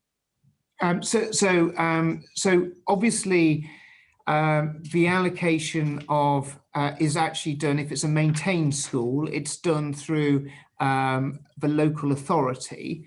If it is part of a multi-academy trust, it is done through the multi-academy trust. There is a dedicated email that schools are able to go to. And so if, for example, if a school has a query, that would be immediately come back to, but the whole allocation for all schools will be cleared. And if there is a problem, why not just give the school vouchers so they can go and buy Chromebooks at their local Currys? So if they're missing 17 computers, as one school told me, why not just make it very simple and just say, right, here's some vouchers, you can go down to Argos or Currys? Well, obviously, we've been doing, one of the largest laptop procurement exercises in the world at the moment. So we've obviously been bringing in supply, but there is the supply that has sort of come into the country in terms of being able to satisfy that. So we weren't moving to a voucher scheme at present because all the information that we have is that we should be able to deliver the full allocations by the end of this week. There may be sometimes issues with local authorities passing those devices through to the school, but if that is a problem, we do have the ability to look at that, have those conversations with that local authority, the Academy Trust. Okay, and just to confirm, either you or from the Permanent Secretary, what is the updated figure of those children who don't have access to computers at home at the moment? Susan, I wonder if you can come in on this. Even after your laptop scheme, what's the updated figure that you know of children who don't have access to laptops or tablets or at home? Well, I mean, if you look at the total numbers of devices that are available to the school system, by the time the full rollout of the digital devices program is out there, there'll be an estimated 4.2 million laptops and sort of iPads or iPads equivalent within the school system, which is substantially higher than all the estimates that people sort of put in terms of where there are challenges that people have with digital devices. So but we do recognise that, you know, as part. Can you possibly just send us the updated figure if you don't have it with you, unless the permanent secretary has it? I don't know. No, I'm afraid I don't. Okay, if you could just send us, because that I think would be quite helpful. We don't collect data from families on whether or not their children have private laptops at home, I'm afraid. What I'm going to do, Flo, is take yours and Ian's question together so they can both answer at once, because we're behind time. So Ian, if you could go first, and then I'll bring in Flo, and then I'll ask the Secretary of State to answer them together. Ian. Yes, thank you very much. Secretary of State, you know, I've heard what's been said about the distribution of devices and how many have gone out and how many more are ordered, but there are still schools with nil, you know, and you know, when you've got schools with nil who have got 40% of pupils on free school meals or 50% of pupils on free school meals, there's something wrong with the system there. So, you know, how can they have nil in terms of devices provided by the DFE, even via the local authority? I just don't understand that. Well, Ian, that certainly shouldn't be. Was I going to come? Sorry, Flynn. Sorry, thank you. Sorry, Secretary of State. Just to add to that about data provision. So it's all very well having a laptop, but for many of the most economically and educationally disadvantaged families, they're on pay-as-you-go records. They're on GIFGAF, Leica and Labara, who you don't have agreements with, and they don't have data. 40,000 data routers have been distributed, but there's a big digital gap there as well. So is that a problem that you recognise, and what can you do to support for more data routers to be distributed as well alongside the laptops? Thank you. So if I could pick up Ian's point, I mean, you know, all the data shows that in terms of the allocation of devices that, you know, that's proceeding very much at the pace and at that we're sort of been, you know, continue to ramp up to. What I'd ask is, Ian, is maybe if you wouldn't mind sending through the particular schools where you've got an issue with, because obviously we'll have the data in terms of where it's going out. If there's an issue, we'd rather sort of look at that as against me giving you not a fully informed answer. Fleur, I actually think the routers are a really important part of the answer to that, because as you rightly say, it's great when you have the likes of EE, Vodafone, so many of us coming in, but the routers are an important part and in terms of actually having that sort of data capacity. And you know, we've delivered 54,000 5G wireless routers and continue to provide this, and we continue to look at how we can sort of upscale that, because there's not been as high a demand for them among schools as we were probably initially expecting when we initially rolled out the programme. But I think that demand is going to increase over the coming weeks, and we'll look at scaling up the capacity of what we can deliver. Thank you. Kim now has a question on the catch-up fund. Kim. Thanks again, Rob and Secretary of State. Many disadvantaged children have experienced significant learning loss, as we know, widening the education gap, particularly Black kids. And Nick Gibb, in his letter to the Women and Equalities Committee, claimed there is emerging evidence of a potential for greater impact on these children, and for schools and colleges to consider the diverse needs of the cohort when providing support. So can you let us know if further funding beyond the £1 billion that's already been announced to prevent children from disadvantaged backgrounds falling further behind? And what have you learned so far from the money that has been spent, and what impact has it made? And as you know, that not all learning will be online. And as a result of 10 years of austerity, community centres and libraries have closed, denying disadvantaged kids reliable, safe and free access to technology and reading materials. And will the government invest in our communities to support children to access learning outside of school, which is also very important? Thanks, Secretary of State. Well, thank you. you. If you can do that, summarise that, if you can, in your answer. It was broad and extensive, Mr. And I thought Kim was going to sort of pay tribute to the record funding settlements that the government has announced for schools over the last couple of years, but maybe she got cut short, Mr. Chairman. We're looking very closely at the real benefits and the delivery of the COVID catch-up fund. All the evidence points to making an enormous impact to schools. So many schools, not just for children from disadvantaged backgrounds, but children from all backgrounds, giving extra lessons, extended learning in the day, extended learning even on weekends and in holiday periods, giving booster sessions, and of course the National Tutoring Programme, which again is seeing an incredibly successful rollout, and we're able to ensure that it was to span across 2 years, which is really important for putting in roots. This additional national lockdown is creating additional pressures on especially those who are most disadvantaged. We want to take the evidence of what works best and actually provide those evidence-based solutions to really continue to drive the change and support that those children need from the most disadvantaged communities. And that's what will inform our actions about what we do additional to the already extensive £1 billion programme we've outlined. Just very briefly, the National Tutoring Programme has suggested that the catch-up sessions may be postponed because of the lockdown, and just 22 of the 33 providers are on the list of that can deliver tutoring online to pupils in their homes. So just to understand, given the need that you've set out to help disadvantaged pupils recover lost learning, I'm concerned that the part of the programme may be put on ice, and also why have a third of registered providers not yet been approved to deliver that online education at home, and what can you do to make sure that more can? So we're very rapidly moving to ensure all of them will be able to deliver online. And what we're doing is we're giving schools the option as to whether they want to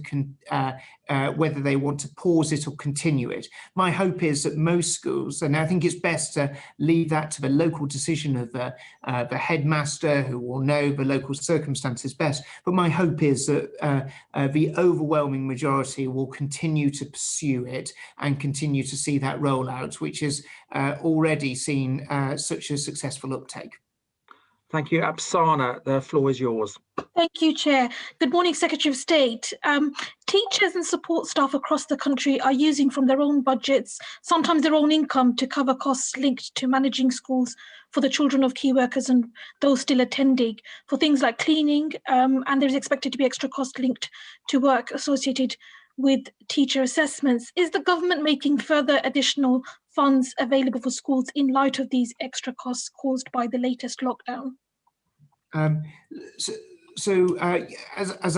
I could just refer you to an answer sort of made earlier, we've at all stages through this is looked at what additional financial support would be needed in terms of the tasks that we're asking teachers to do in terms of teacher assessment for grading. We're obviously looking at how we put the resources and training around that to support teachers in doing that. But in terms of the issues to do with running a school in this national lockdown, we'll obviously look at what steps we can take to support schools in terms of making sure they're not out of pocket.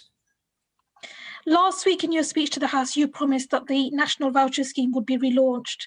Coincidentally, as we're now in this session of the committee, there's been an announcement that the National Voucher Scheme is back on Monday. That's 2 weeks since schools closed to most children. Children are going hungry. Given all the errors and challenges of the scheme in the first lockdown, what has been taking so long this time? So no children should be going hungry. And what we said, and you'll probably recall in the statement, we said that schools would be, we asked them to provide either food parcels or locally procured vouchers, of which the cost would be covered by the department. Eden Red have set up the system that is going to be ready to be activated for all schools from Monday of next week. That was always a lot of schools in the first lockdown said that they wanted to do their own local provision, and we didn't want to be overriding providing them in terms of that. But we believe that actually that national voucher scheme is really important. It's ready to roll. Schools will be able to order it.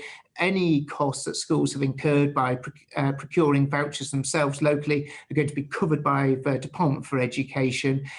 So we're wanting to give schools the maximum amount of choice in terms of what they think is right for their pupils. Thank you.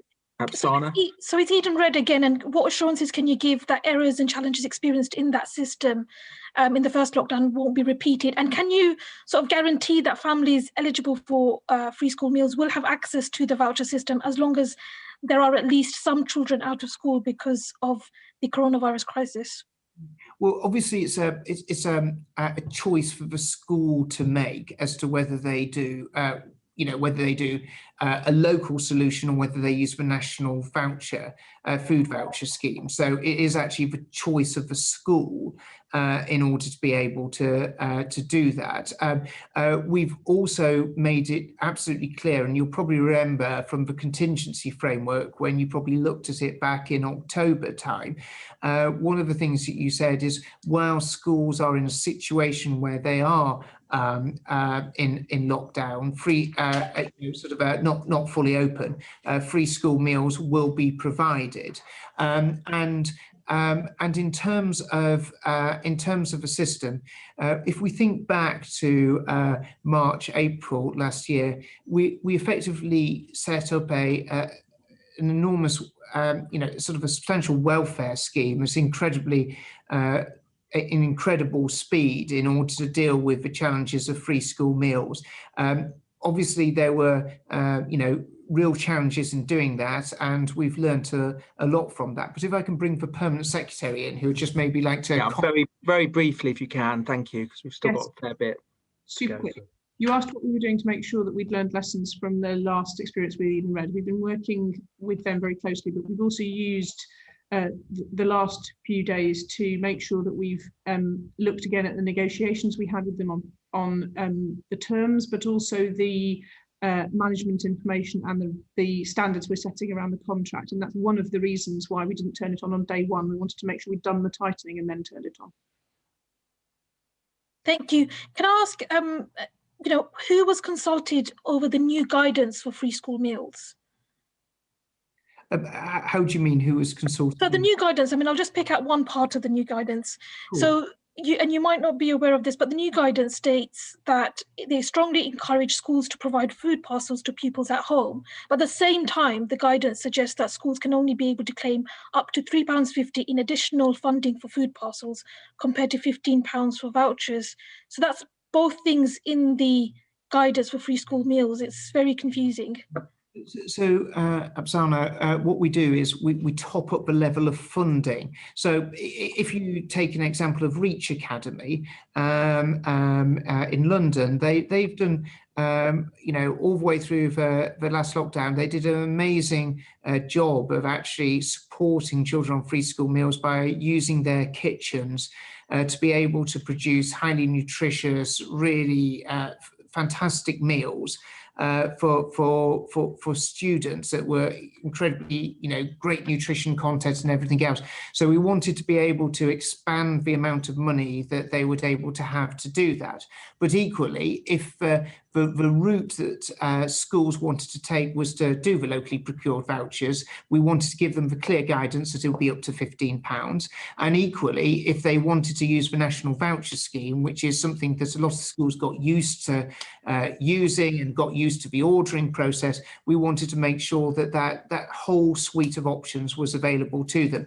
And we felt that by giving them a maximum amount of options for them to choose from was the best way of doing it. Can I just ask, in terms of food parcels themselves, what kind of standards or official school food standards are they required to meet? And, what kind of steps are you taking to enforce those standards? Well, we're very clear in terms of the actual, what we expect. It's a variety of different types of fruits and vegetables. It's about the importance of protein foods, the importance of dairy and dairy alternatives, making sure, and, the guidance is really, really clear. And there's no, we should not tolerate, and we will stand absolute square behind schools and supporting schools where providers aren't delivering what is required. It is just not simply acceptable. And how do you do that? Sorry, Secretary of State. That's I understand the commitment, but what's the way in which you enforce the standards? Well, ultimately, those the standards are there. Every contractor that has a contract with a school, a local authority, a multi-academy trust should be meeting those standards. That's absolutely essential part of what they're meant to be delivering. And if they're not meeting those standards, then ultimately those contracts can and will be cancelled by the school, by the local authority, by the multi-academy trust, if they're not delivering what they're meant to be delivering for that school and, most importantly, for those children. Okay. Are you aware that the process of food distribution is placing enormous pressure on schools themselves, being asked to, sort of pull together very quickly with lots of challenges, particularly in rural areas? So we are, and that's why we put a whole variety of different mechanisms in place. So it was either food parcels to support pupils or meals going directly to pupils. It was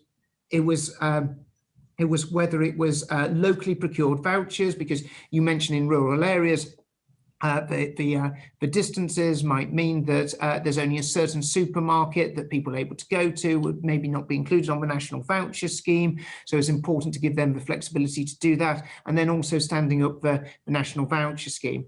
But one of the reasons, as I'm asking, I've got all the major, all the caterers and the food distribution companies that support schools, meeting them this afternoon, is hammering home the clear message that they have got to be meeting our national food standards in terms of what they're delivering, and there will ultimately be consequences to them not meeting those.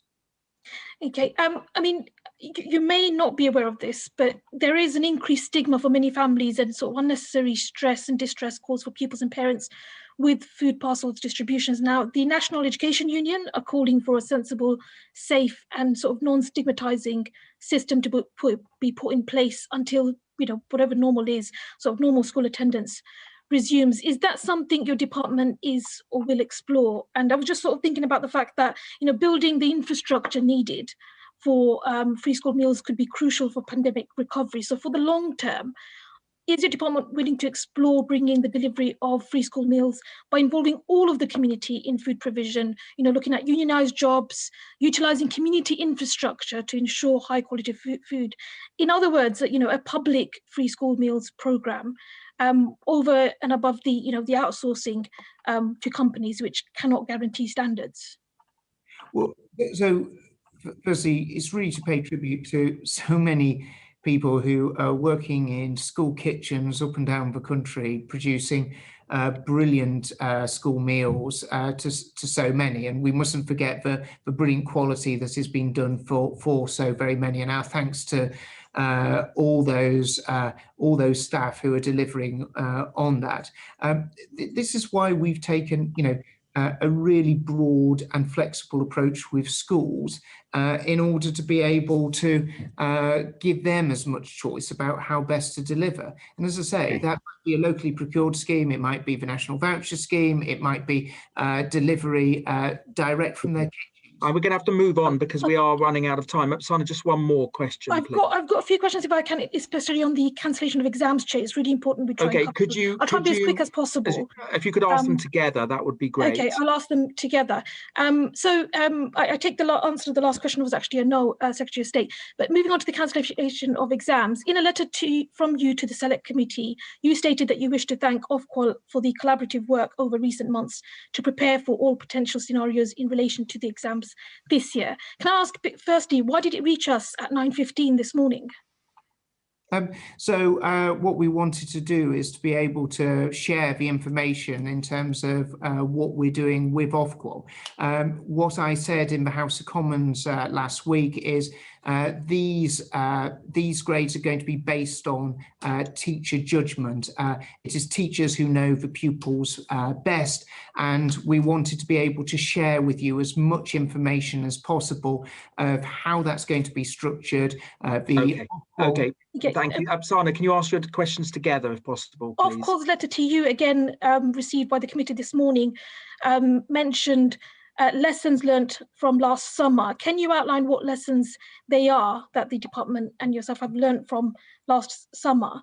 And given all the education unions and the National Governance Association wrote to yourself in October with detailed suggestions for exams, and including sort of a plan B for exams if exams couldn't go ahead, we assumed that the contingency plans were well developed. Where are they? What do you think the exams should or the assessment situation should look like going forward? I appreciate that there is a consultation that is sort of going to be launched, I think, next week for 2 weeks.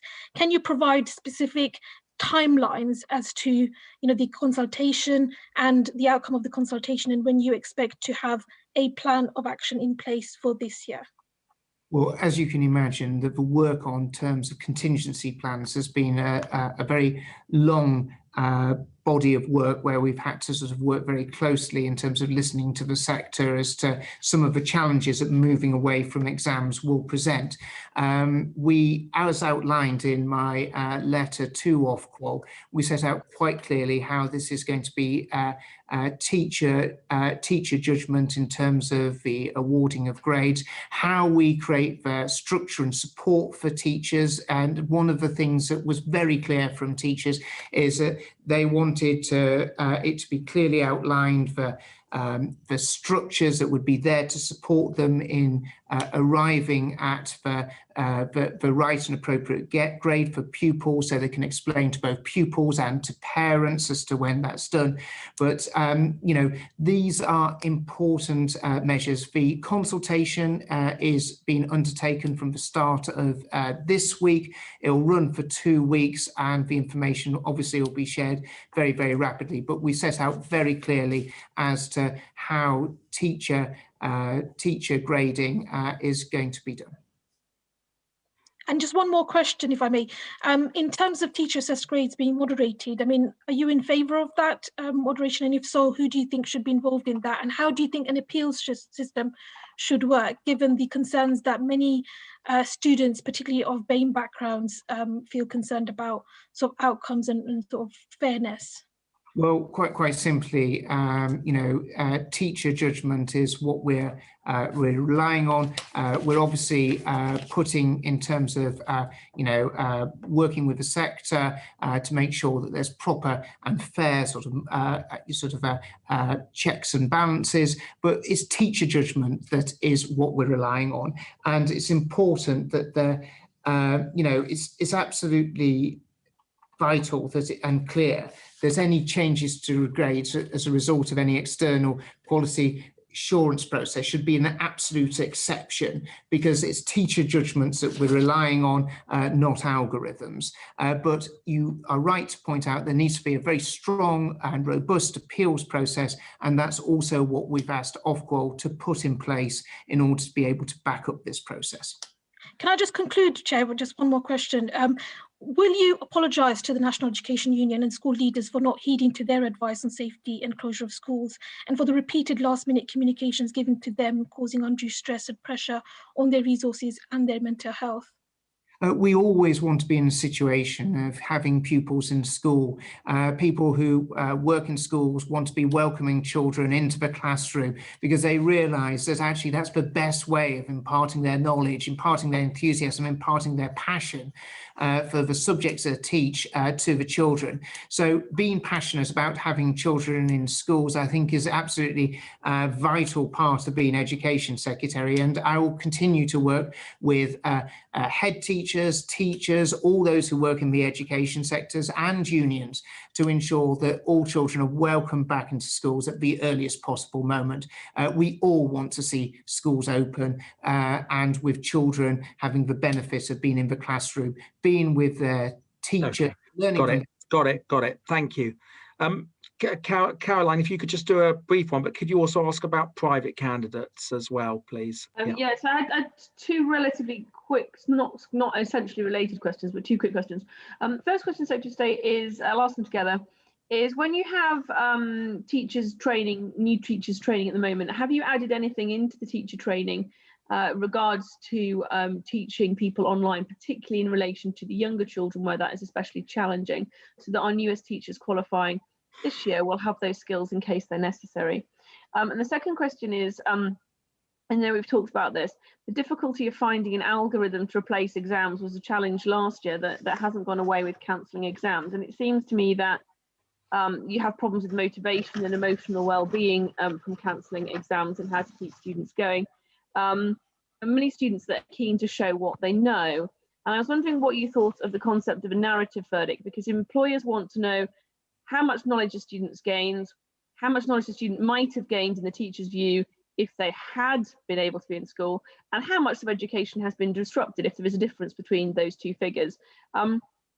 What would be your view of asking students, if they wish to sit exams, to allow them to do that, because we're expecting a much more favourable environment in terms of restrictions by the summer, and then providing students with a certificate that gives those 3 pieces of information, which allows a completely fair assessment of students' abilities and also the difficulties students may or may not have faced during this period.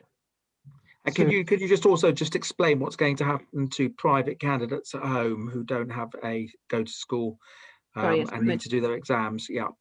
So we've been absolutely clear that there has to be a very accessible route for all private candidates to be assessed and to receive a grade. And so the consultation is going to seek views on the options to do so and set out what those options are. We're very confident that this is something that can be delivered, and we do not want private candidates to feel as if they're in a position of missing out, and they are going to be in a position where they'll be receiving an awarded grade along with all other pupils within the school system. Caroline mentions a really important point about keeping motivation up.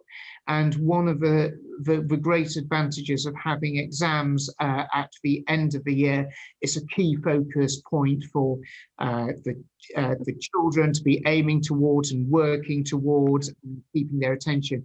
This is why we're asking for the teachers to make the final assessment of the grading at the tail end of the academic year, in order to be able to keep those motivational levels up, because it's really important that children are in a position to be able to continue their learning and maximising the amount that they do learn while they are in school. So it's a real strong focus in terms of doing that. Thank you, Secretary of State. But the two questions which you didn't answer were, one, has online teaching skills been added to the training curriculum for teacher training? And the second one was the concept of a narrative verdict that gives an explanation alongside grades for students. Thank you.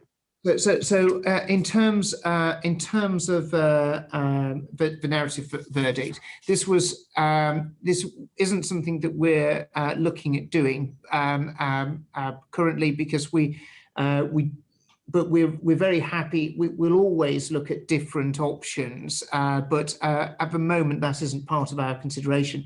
In terms of changing the initial teacher training framework, that isn't currently also an option that we're looking at doing. But we do recognise that teachers who have newly qualified are entering a very different teaching environment than any of them would have expected.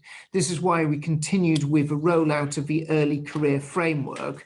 And we're looking at how we can put extra levels of support to support those newly qualified teachers as part of that early career framework, and how we can, because obviously the experience of online teaching is quite substantially different. Susan, if you can do it in a sentence or so, thank you.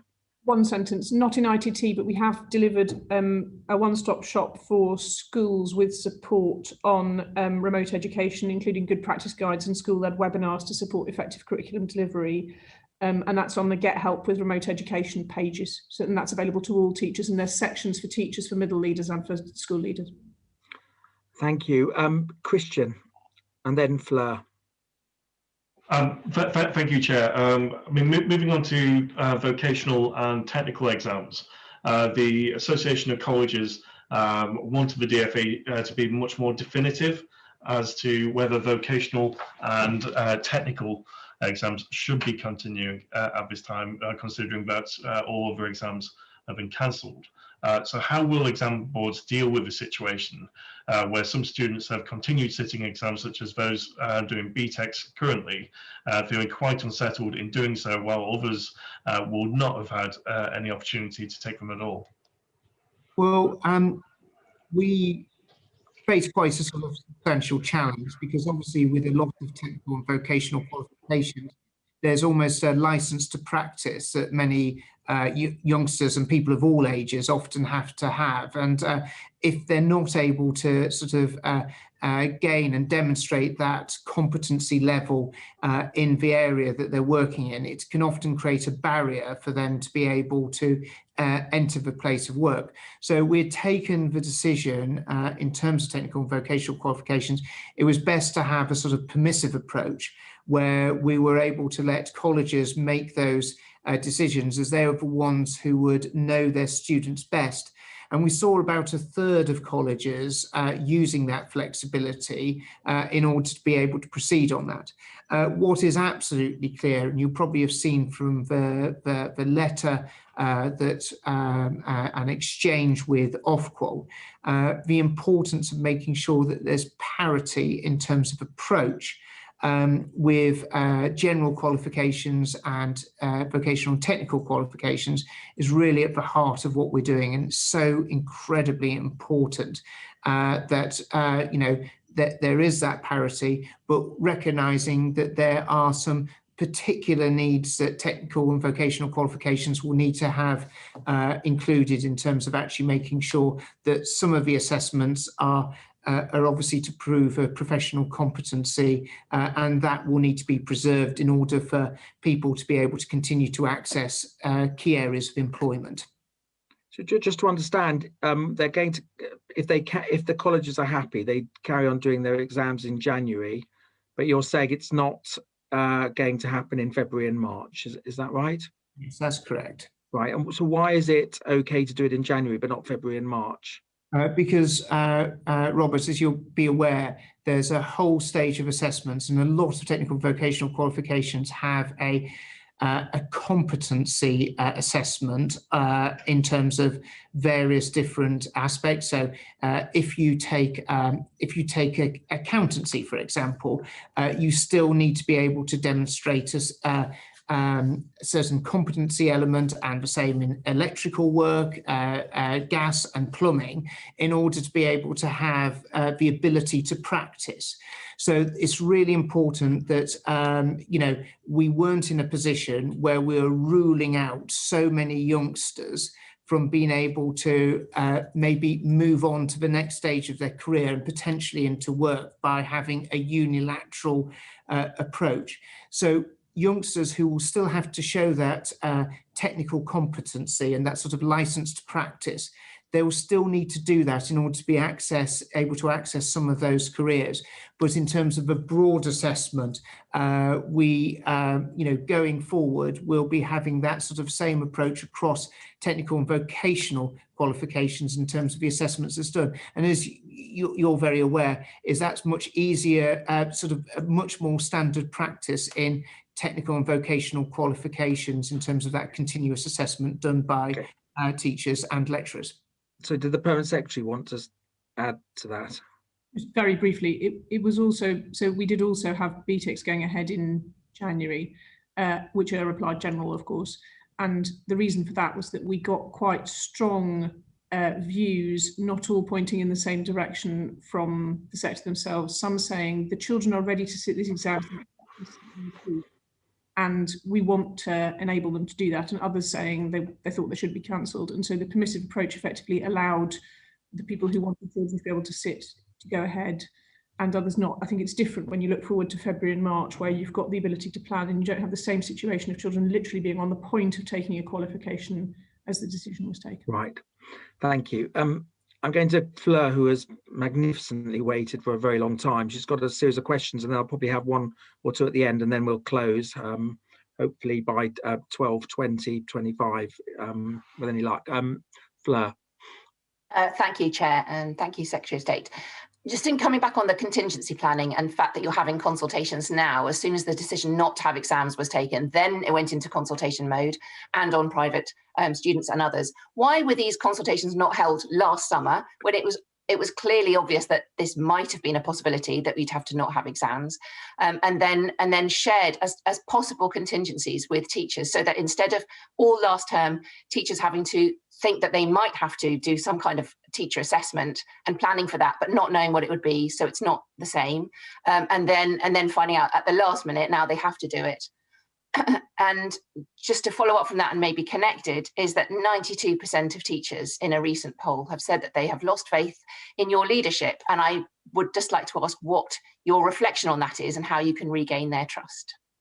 So thank you, Fleur. So in terms of, as the Chief Regulator was sort of setting out, is we've been working very closely with the sector in terms of a whole set of contingency measures that would need to be put in place in relation to if we found ourselves in a situation we couldn't proceed with exams as we'd hoped to. But those contingency measures would be different depending on the point of time at where we would maybe have to deploy them. Some of those contingency measures may have had to have been about changing the way we conducted had to take into account of how we conducted exams, that we could continue to go ahead with exams, but they'd have to be done in a different format or slimmed down. The different sort of depending on when we'd have to move the contingency measures meant that it would dictate as to what they looked like and actually what shape that would be in, and we weren't going to ever be in a position last year to truly know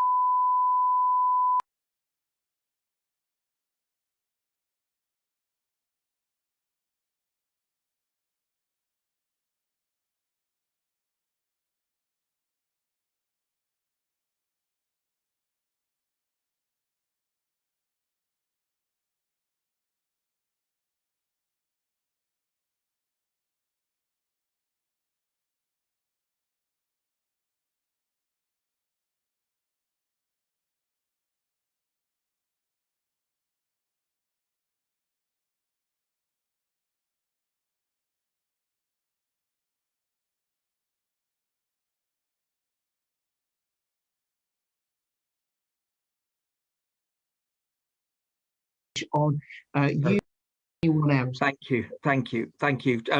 Fleur.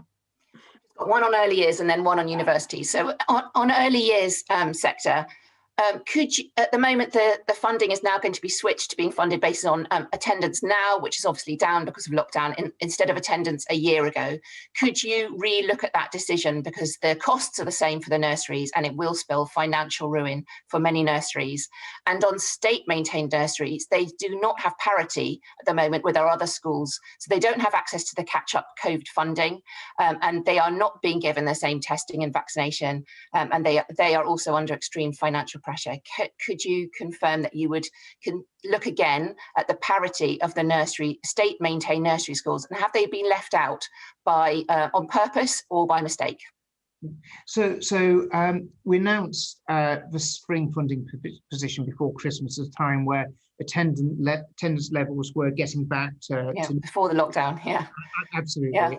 Obviously, attendance has been dramatically, lower this week, and much lower than anticipated before Christmas. And this is going to cause quite substantial challenges for the early years sector and for local authorities. And we're going to look at the attendance data.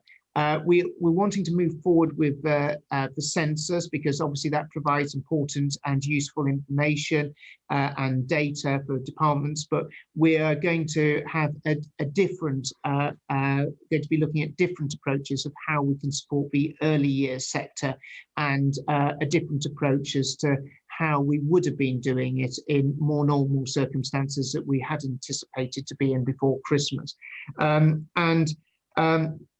You know, in terms of how we actually support early years, this is the reason that we wanted to keep early years open, because we know the impacts as it has on those young lives, how important it is for their educational development and their social development. That's why we took the decision to keep them open, because it's so important for them. And we'll continue to look at different measures of how we can support the sector.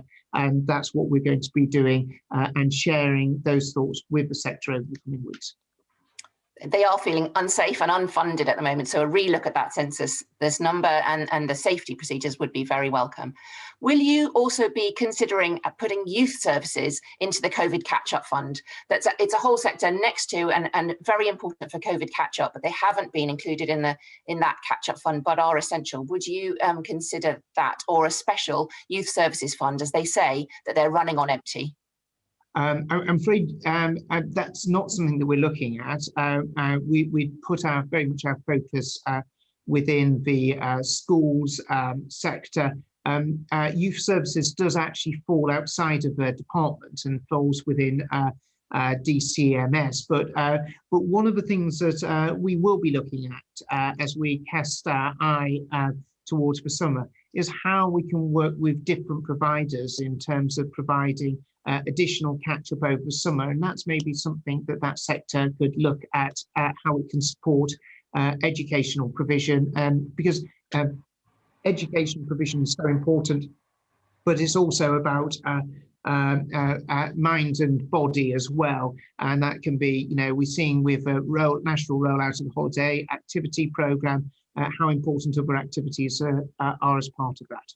They would say they're the experts in providing catch-up for years, so that would be very welcome as well. Finally, on universities, many of the newer universities especially do not have financial reserves and are now struggling financially, and there is a concern that it's the survival of the fittest in terms of the university sector. There's also a problem for students. I've got two sitting in my house now who can't go back to university but are paying high accommodation costs. What will you be doing for the students, but also for the financial security of our university and academic sector?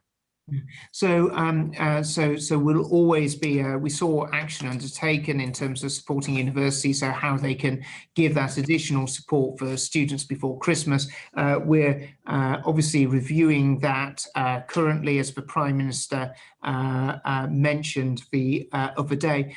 You're right to highlight that there are some institutions of all ages that are potentially in a place where they may find themselves in financial difficulty. This is why we set up a restructuring regime if universities are in a position where they're facing financial challenges, so that we actually have a program in place to support those universities if they're facing some real challenges. That's already been established. It stands ready to go. We've been in a very fortunate position that, despite some of the concerns that people had about collapse within the university sector, that hasn't materialised. But we have been very aware that we've got to have that contingency in place if universities do find themselves in difficulty. Thank you. Just on that, the support offered to my local university was for management consultants to come in and tell them how to manage, and to be given a 1-year loan, not a grant, which wasn't what they needed. They know how to manage their university, and they need a grant, not a loan, to cover the lost costs. So I hope that will be extended to something which suits them more and enables them to continue, because they've had to have major cuts to staff. And we do recognise that universities will have to restructure themselves in order to be able. Some universities will have to restructure what they offer, how they run, how they're managed as part of that. But we've been clear that actually there is a regime where universities are in a place where they aren't going to be able to continue. We have a mechanism working with the Treasury as to how we manage those potential problems within the sector. And I think that's the right approach to do.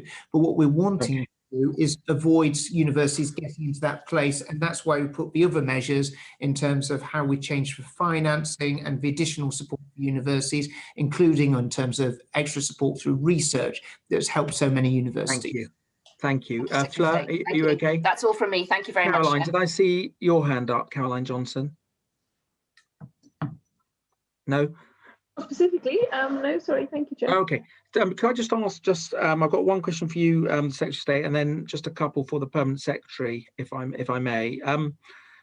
First of all, in terms of remote learning, is it your view that it's a mixture of interactive, live, and videos, or and how do you see the role of Ofsted in supporting schools, not necessarily as interrogators or investigators, but as candid friends, to work with schools and help schools, and also help spread best practice where some schools are maybe having difficulties for one reason or another?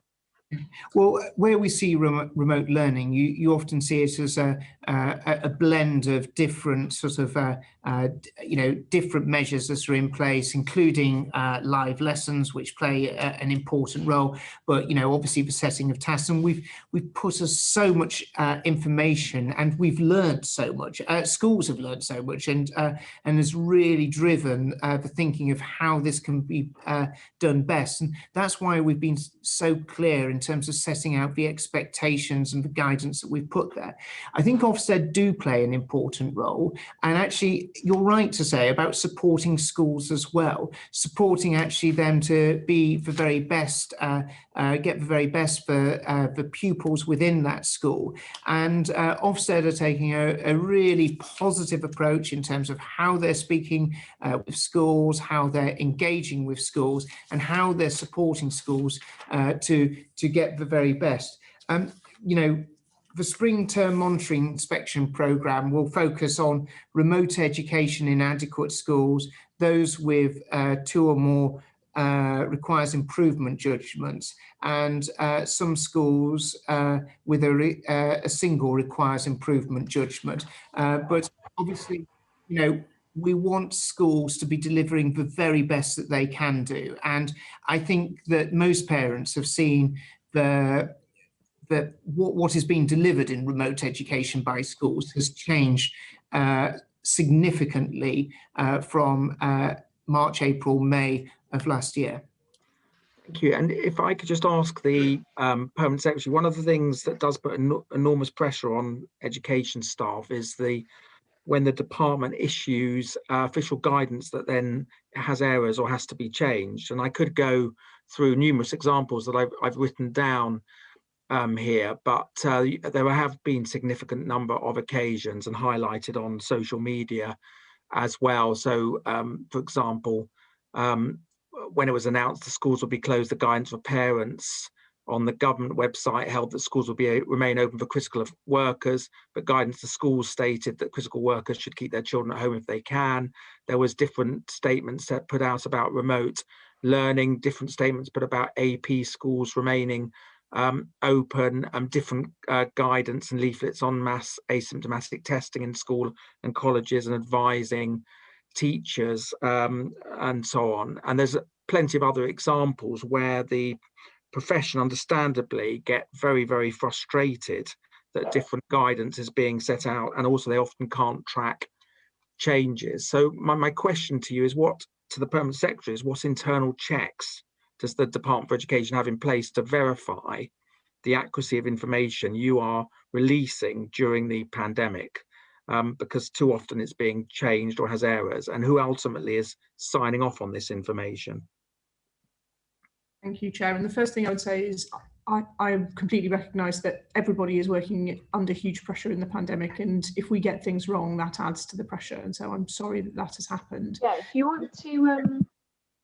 In terms of the checks that have gone through, we have a set of clearance gateways within the department for guidance, including we've now got a dedicated team that sits and looks at all the guidance together, having learned from experiences much earlier in the pandemic where we were asking different parts of the department to write the guidance and then finding that they didn't always entirely line up. So we've got a single central guidance team. It's cleared through the department, but it also goes through something called the triple lock process, which involves it going through number 10, the Cabinet Office, and also anything that is at all COVID related also goes through the Chief Medical Officer's system. So for us, it's usually Jenny Harries, the DCMO who specialises in education, who will clear the guidance, but she will personally look at every bit of guidance. And that's intended to make sure that we do line up our guidance with other bits across Whitehall. So you can understand when the Secretary of State makes a statement that then different guidance is issued one after the other, confusing. I mean, this shouldn't be happening, really. And I mean, do you sign off these key parts of information yourself to check that they are correct? So I don't sign off every bit of guidance that we issue, but it does go through it'll go through the relevant Director General, but also there's a clearance process inside the Secretary of State's office, as well as I say, the triple lock process across Whitehall. I sometimes it is the result of rapid movement in the situation and the policy. For example, on critical workers, it was true both that critical worker places were available and that we were asking critical workers not to take up the place if they didn't need it. I think it's probably, yeah, I just think you need, I'm sure that you're sorting this out, but I just genuinely think it would make things a lot easier for the profession, given that the pressure that they are under, if these things didn't happen. We are trying to take, I completely agree with you, and I take it very seriously. I think the other things that we've taken on board are the importance of trying to make sure we aren't putting out guidance late at night or short notice, and also that we are signalling clearly the changes. So the point that you make about teachers not always being able to spot the changes in guidance was made to us earlier in the term, and you will now see a section at the top of every bit of guidance we issue that lists the changes so that they don't have to. Thank you. And just to understand the Greenwich advice, obviously you would have advised the Secretary of State about that, the Greenwich order. And were you aware when the order was issued to that on terms of the Greenwich schools, that the Secretary of State had announced in Parliament about the new variant? The Secretary of State for Health? Yes, sorry, I should have said Matthew Hancock, yeah. So no, I don't think we were. I think that was the following day. Okay, because I think it was the same day. So that's why I'm just trying to understand what went on at that time. Okay, I mean, I'm very happy to check the record again. When we looked at the timeline in advance, I had thought that the Secretary of State for Health's announcement in Parliament was the following day, but no, we weren't aware of the announcement on the new variant at the point where the direction was issued. Right. So would you have issued the variant?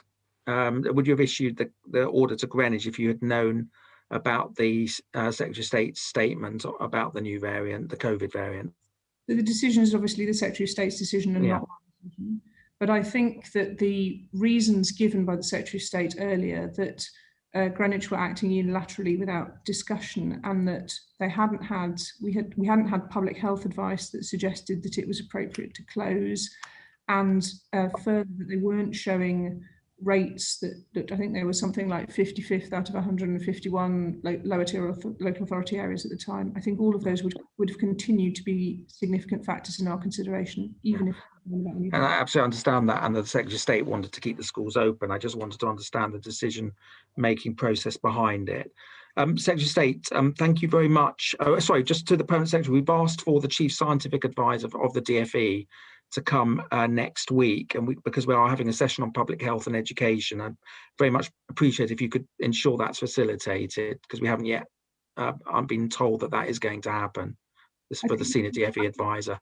What we're suggesting is that you have those advisors on health matters. So my Chief Scientific Advisor is actually an economist, but we do have a doctor in the department, and as I say, we work very closely with Jenny Harries, who I think is also willing. I think the committee's view is that we'd like the Chief Scientific Advisor as well, if that's possible. I think it's for the Minister to decide who's the best person in response to your request for someone to attend. So we'll work that through with the Minister. Okay, thank you. And Secretary of State, thank you for 3 grueling hours. It is really appreciated. Can I just confirm that you'll appear before the committee in sometime in the spring, in the early spring?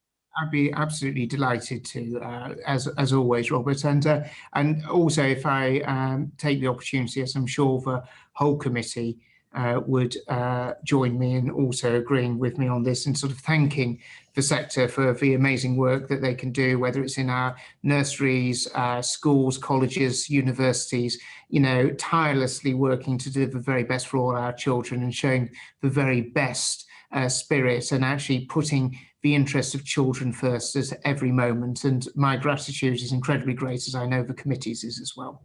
Yeah, I think the committee would say thank you to all at the DFE, including yourself, to try and keep schools open and to try and keep our children learning and to get schools open again, because that's what we all want as soon as possible.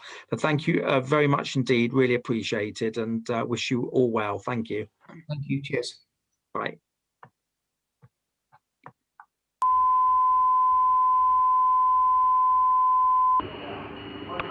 Macmillan Room.